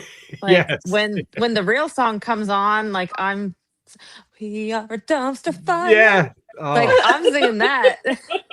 I would love to get those parodies like legit recorded and yeah. like throw them up. I don't know how, what the legalities are for any of that stuff, but parody, I mean, it falls under parody. I think you can get away with it, but Yeah. I would love to, if not put it on Spotify, but like put it on like Bandcamp or SoundCloud or something, just to get it out there, just for people to listen to because they're so fun. So Create a social Yes. music service called Stuck in the Stuck Nugget. in the Nugget. Yep. So good. Stuck in the Nugget. I'm just saying. That's great. Yeah, I don't know how you guys are going to top 2025. Yeah. But I know that 2026 is coming up, and I can't wait to see what 2026 holds for sure. Yeah, see that's what's kind of unfortunate in a way, because like, okay, we did this, now we gotta put some effort in. Yeah. and you're always gonna have people who are like, I like that band for their first album, but the second album they lost their mojo, I couldn't listen to them anymore. So, it's very possible that our next show could just flop and just be, but I mean, you're going to be entertained regardless. Yeah. Well, and that's the thing is, well, and I will say this past Legions Con was a lot harder on me because I was going through treatment. I just finished up treatment, so it was a lot harder on me. But, the year before and this past year, I have loved going to the My Wife Is Gonna Kill Me, live show and sitting in the audience and being a part of that. I mean, to me, it was, like Stacy said, one of the highlights. I think that it was amazing. Definitely. And I don't think that anybody else could have kept me up past 10 o'clock. I mean, literally, because I was. What are these guys going to do next? Yeah. So it would, I think that it is really, really going to be fun. I'm looking forward to next year. But even if you guys were to get up there and just do what you do on Sunday mornings, yeah, it would still be a great show. I mean, Yeah. it really would. Now, I just know need at least one parody. Yeah. Oh, I know yeah, that you guys will do more than that, but I just think that it, even if you guys just got up there and had a live show like what you do, yeah, it's going to be amazing. So whatever you guys come up with, it's going to be fun, and people are going to want tickets to see that. So it's pretty amazing. Yeah, I'm not like the idea guy when it comes to that stuff, but when they're like, "Hey, this is what you're gonna do," I'm gonna make sure I nail that because I like to be as surprised as you guys. So, and I guarantee that there will be some parodies for sure. Yeah, some new ones as well. So, Yeah. I'm sorry. I just read that too. Go ahead. Yeah, I was gonna say, Curtis, on behalf of all the shows except for Legion's Ladies Live, because we brought our own. Ooh. Huge thanks to John Caulfield for the podcasting equipment. Yeah, without John, that would not have happened. So, Yeah. I can't thank him enough. He's an amazing dude. So, thanks, John. Yeah, thank you, John. And Jackie, you missed it. You have to stay to the end when I play the video again. You got to see the video, Jackie. You got to see the video. Jackie! Seeing as how she's in it several times. Anyway, MuskeCon. You guys have MuskeCon coming up, not this weekend, not Friday and Saturday this week, but Friday and Saturday next week. Yes. Friday night. Yep. And let's talk about this real quick. Jackie, it is the new Legion's Ladies Live theme song.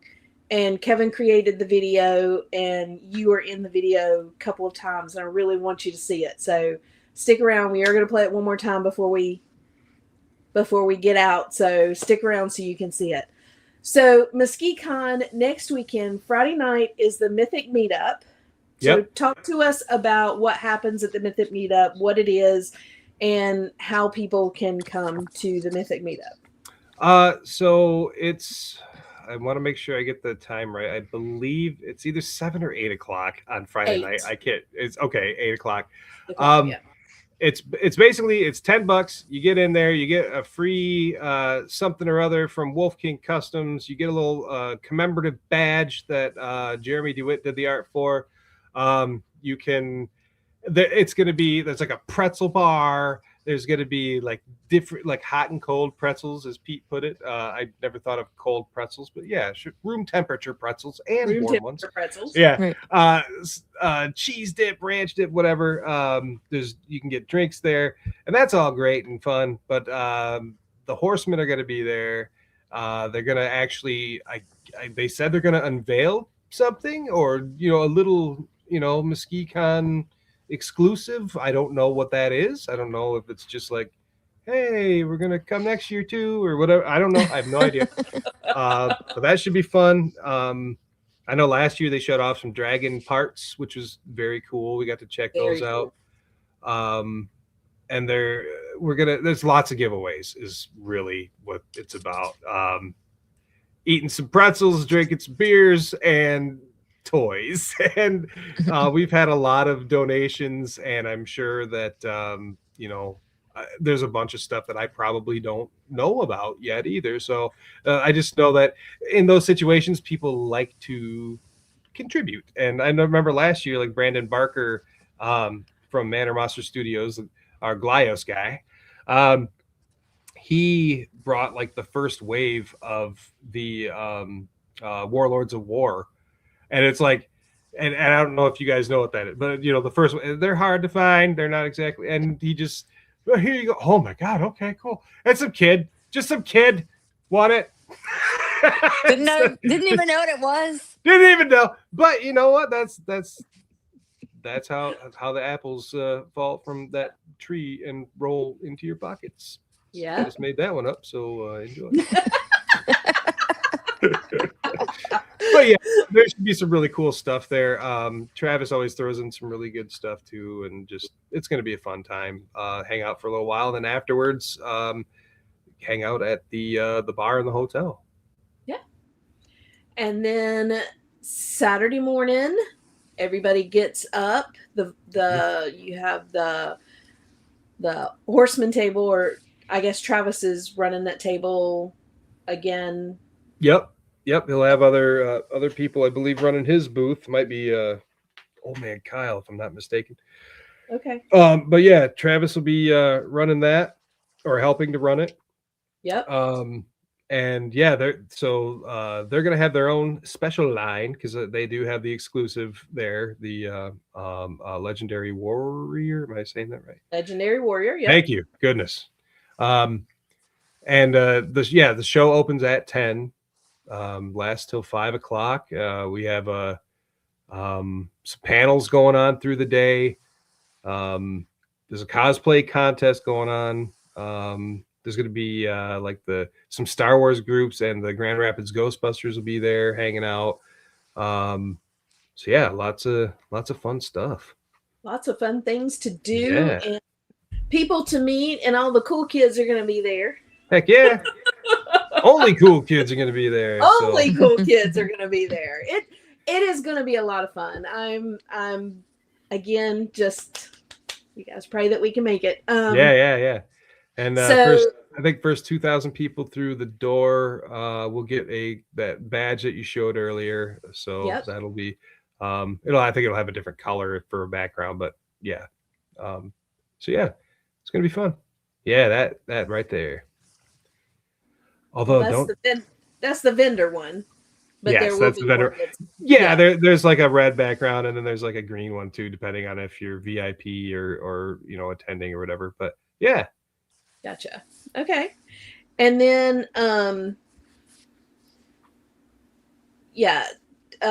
Jackie asked, and definitely want to check out some panels.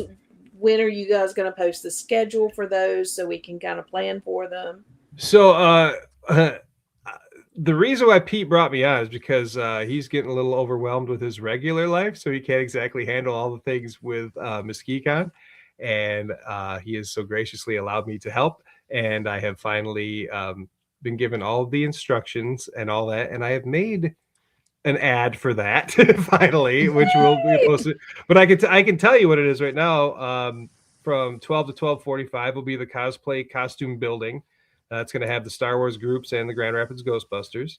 From 1 to 1:45 will be RPG creation, featuring Brian Donahue and his team from Hidden Incursions and Section 28 Publishing. From 2 to 2:45 will be independent toy creators, which is featuring Brandon Barker of Man or Monster Studios and Matthew Rodriguez from Ideas from Mars. 3 to 3:45 will be Four Horsemen Toys. Yep, I said it right. Four Horsemen Toy Studios. That's hard to say sometimes. Four Horsemen Studios. They're going to have a Q&A session with, obviously, the Horsemen. Right. And then at 4:00 we will have the cosplay contest, and you can win prizes in 3 different categories: kid, adult, and group. So Wow. yeah, Awesome. dress your best. Well, I'm definitely looking forward to coming. MuskeCon is, again, great little downtown area. Everything is within walking distance. Once you park the car, there's places to eat and all the stuff. Things to do, just right there. And just having the community of toy collectors and people who are amazing is, it's fantastic. I love it. It's always a good time. There's lots of great people. I love that this show is starting to pull in all of you type of people, our friends from afar, because although it was great having our Michigan folks there,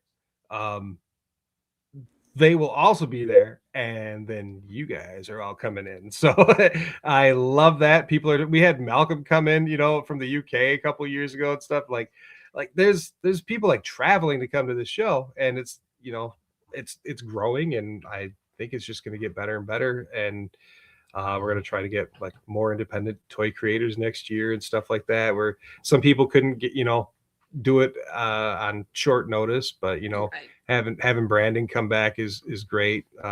People love Glios, so they're starting to make they're getting bigger is what I'm saying. Yes.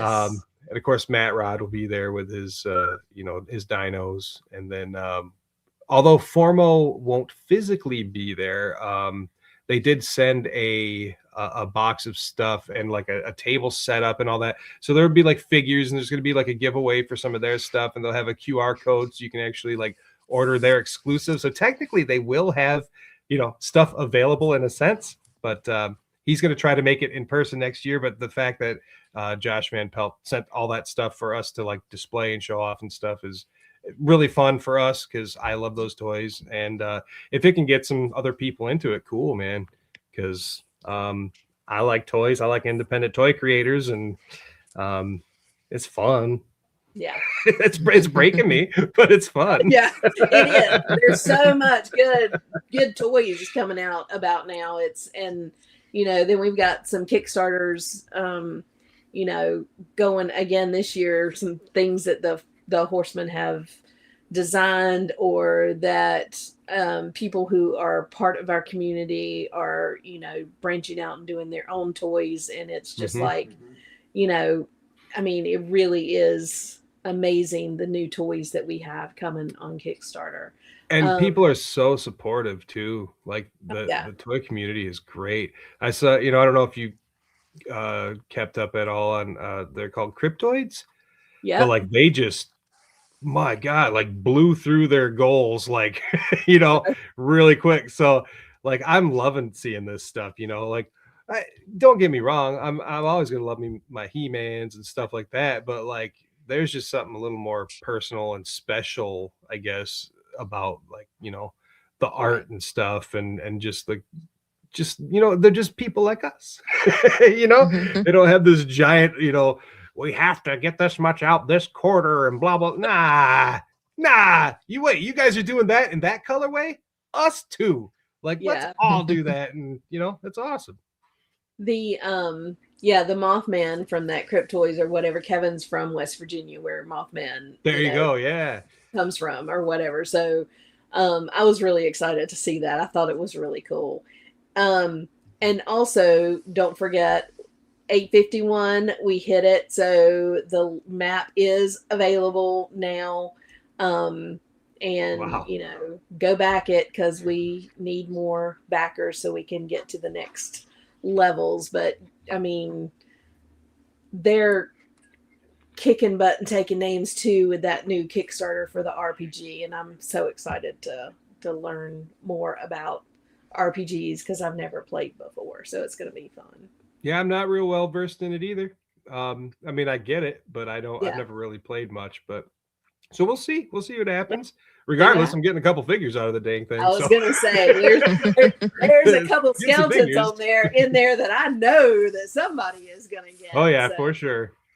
Plus they got the different body shapes and everything. Oh, it's so cool. Anyway. Yeah, it is really cool. All right. Last couple of questions because we're going over the time period, and I know we've got to be real good with people with our time, but we've got 2 questions for you, Jeremy. Okay. Stacy, you want to ask the first or the second question? I'll ask the last one because I like that one the best. All right. So let me ask the first one. The 4 horsemen put out a dragon as one of 5 pillars. At first, they said it's going to be dragons for all of the pillars, but then they backtracked and said that it could possibly not be dragons for all of the 5 pillars. So what would you want as the other 4 pillars if it's not going to be dragons? I have to pick 4 things? Oh. You don't have to pick. Just name a few things that you think would be cool for the horsemen to create. So there's considered pillars. Yeah, well, there's stuff that they have never made, and I think if you want something in like a grand scale, which is where my head goes immediately, I would say something like a golem, like a giant.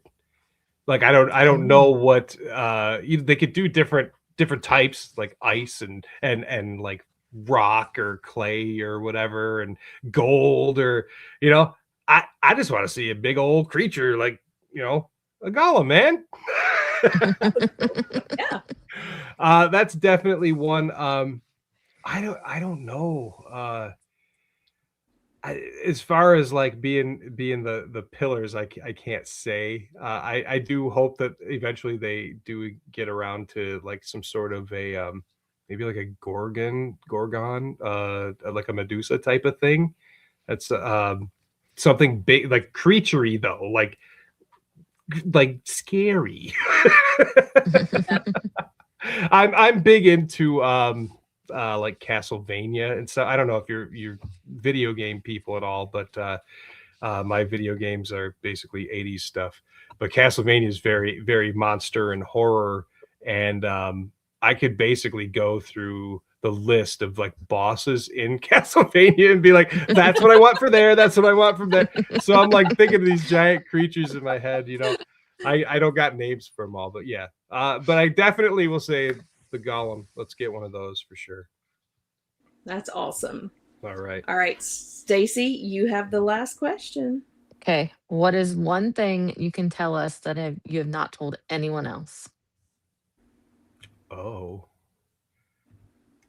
so I have to something that's my little secret you want me to now put out to the world. Yes. All right, I don't have to be embarrassed. Sometimes or every time I'm in front of the mirror, I still pretend like I'm a rock star and I do the faces in the mirror and I play and I point and I do especially if there's music going. Oh, girl, I get nutty. So yeah, so I basically do super embarrassing like that that's kind of embarrassing. That's why I don't talk about it much.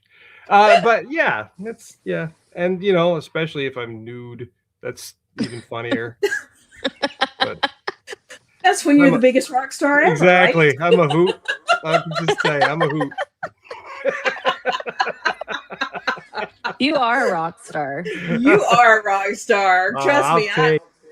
We have the song to prove it. So here's the new map. Curtis sent it to me in my chat, and I was able to grab it real quick. So here's the new map that's going to be included in the. Is it in the book, or is it in the? I don't know. Map's going to be included in something. So here's in something. It's gonna be there. Yeah, that's cool. Very cool. All right, Jeremy, I truly appreciate you coming on tonight. I am most excited that we now folded in the book. Okay. I am most excited that we now have a theme song.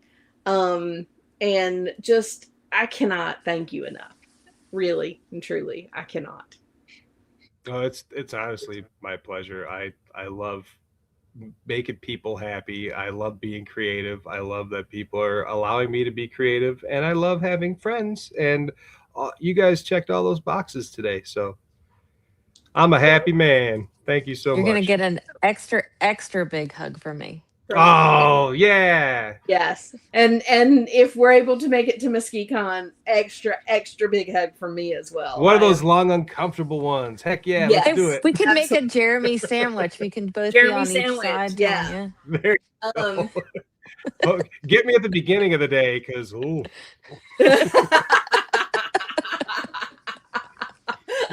oh, that's hilarious. All right. Well, one more time before we go, we're going to play it one more time so that the people who are just checking in can see it. Then we'll come back and we will say goodbye.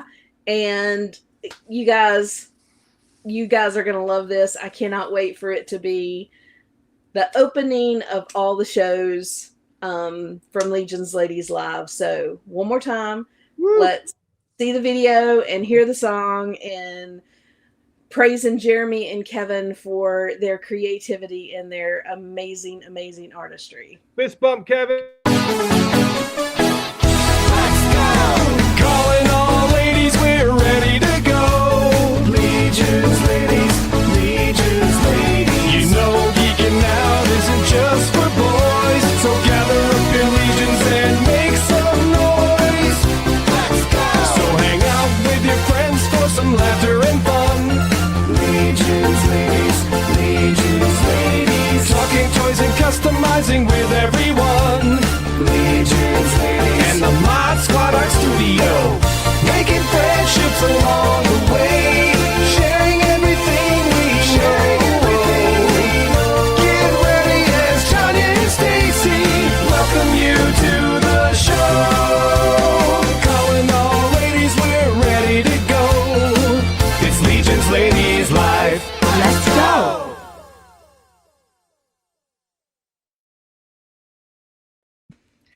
Yay! So good.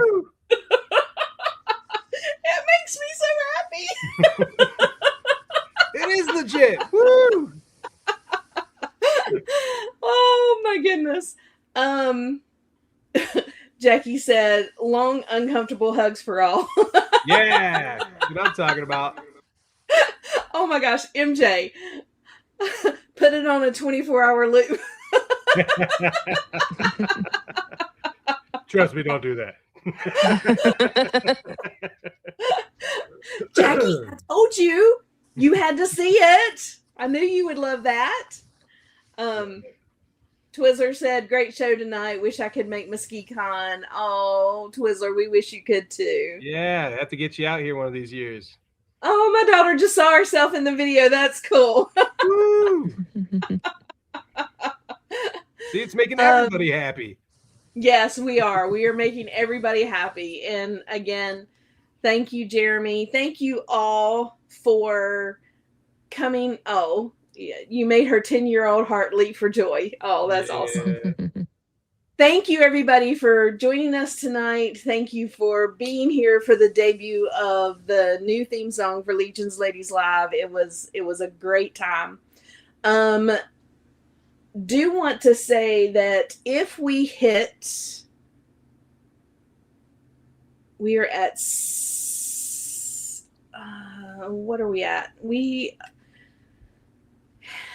I think if we hit 800 subscribers on Legion's Ladies Live, I will be giving away a nieve. Ooh. So everybody go out and tell everybody to subscribe so we can give that away. And then I will have another great giveaway to give away if we hit 850, and another great giveaway to give away if we hit 900. Yeah, so tell your friends, right? Right. We are on our way to 1,000. We are trying our hardest to hit 1,000. So we are going to have some really, really good giveaways in the next little bit. I am going to be watching the subscriber counts. And as soon as we hit it, we are going to be giving away some great, great prizes. So you guys go tell everybody to subscribe to the channel so we can hit our 1,000 subscribers, and that will make me very, very happy. Oh wait, I almost forgot. At MuskeCon, make sure you're coming, because the Mythic Meetup, as Jeremy said, like there's lots of people that donate stuff.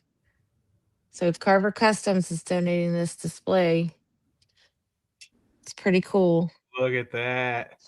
God, so cool. So you need to come just to hang out with us, and you could possibly win stuff. Yeah, and if you don't like what you won, you could probably trade it with someone else. Trade it with somebody who does. Yeah, absolutely. And bring your kids, because kids get more stuff. There you go. Yeah, more chance for you to win. So more chance for the That's kids. why I'm going to bring a kid this year. There you go. Brilliant. Brilliant. All right, everybody. Again, thank you so much for joining us. We will catch you guys on the next stream in 2 weeks. Got a great idea working in the background. Hopefully we can get that nailed down, and I will be posting the thumbnail to that. I will not be here this Saturday for Mod Squad Art Studio, but Curtis on Art by Ackerman is going to join with Stacy with Mod Squad Art Studio and have a Mod Squad Art Studio Saturday morning at 9 o'clock. I'll be a little late, but I'll be there. Yeah, so join for that. Jeremy, are you guys doing My Wife is Going to Kill Me this week? Yep, that's the plan. Travis is out of town doing he's vending at a show. But we will be on, and I believe we will have Mike Smith joining us. So, yep. Oh, awesome. Okay, so you can catch Jeremy, My Wife is Going to Kill Me, Sunday morning, 10-ish. Between 9 and 10-ish, somewhere in there. Between 9 I feel and 10. Like it's been starting earlier, though. Yeah, Pete's kind of been in charge. Yeah, isn't that weird? It's like, oh my gosh, it's starting. What? Yeah. So sometime between 9 and 10 in Sunday morning, you can catch Jeremy on there. And then, of course, next weekend, hopefully we will all be at MuskeCon. So we are looking forward to that. All right. You won't know Mike is there because he doesn't talk. That's fair. He brings in some cool toys, though, so we love him. We do. That's fun. All right. We will catch you guys later. Jeremy, again, thank you. We love you. No, it's all my pleasure. Thank you so much, ladies. Love it. Bye, everybody.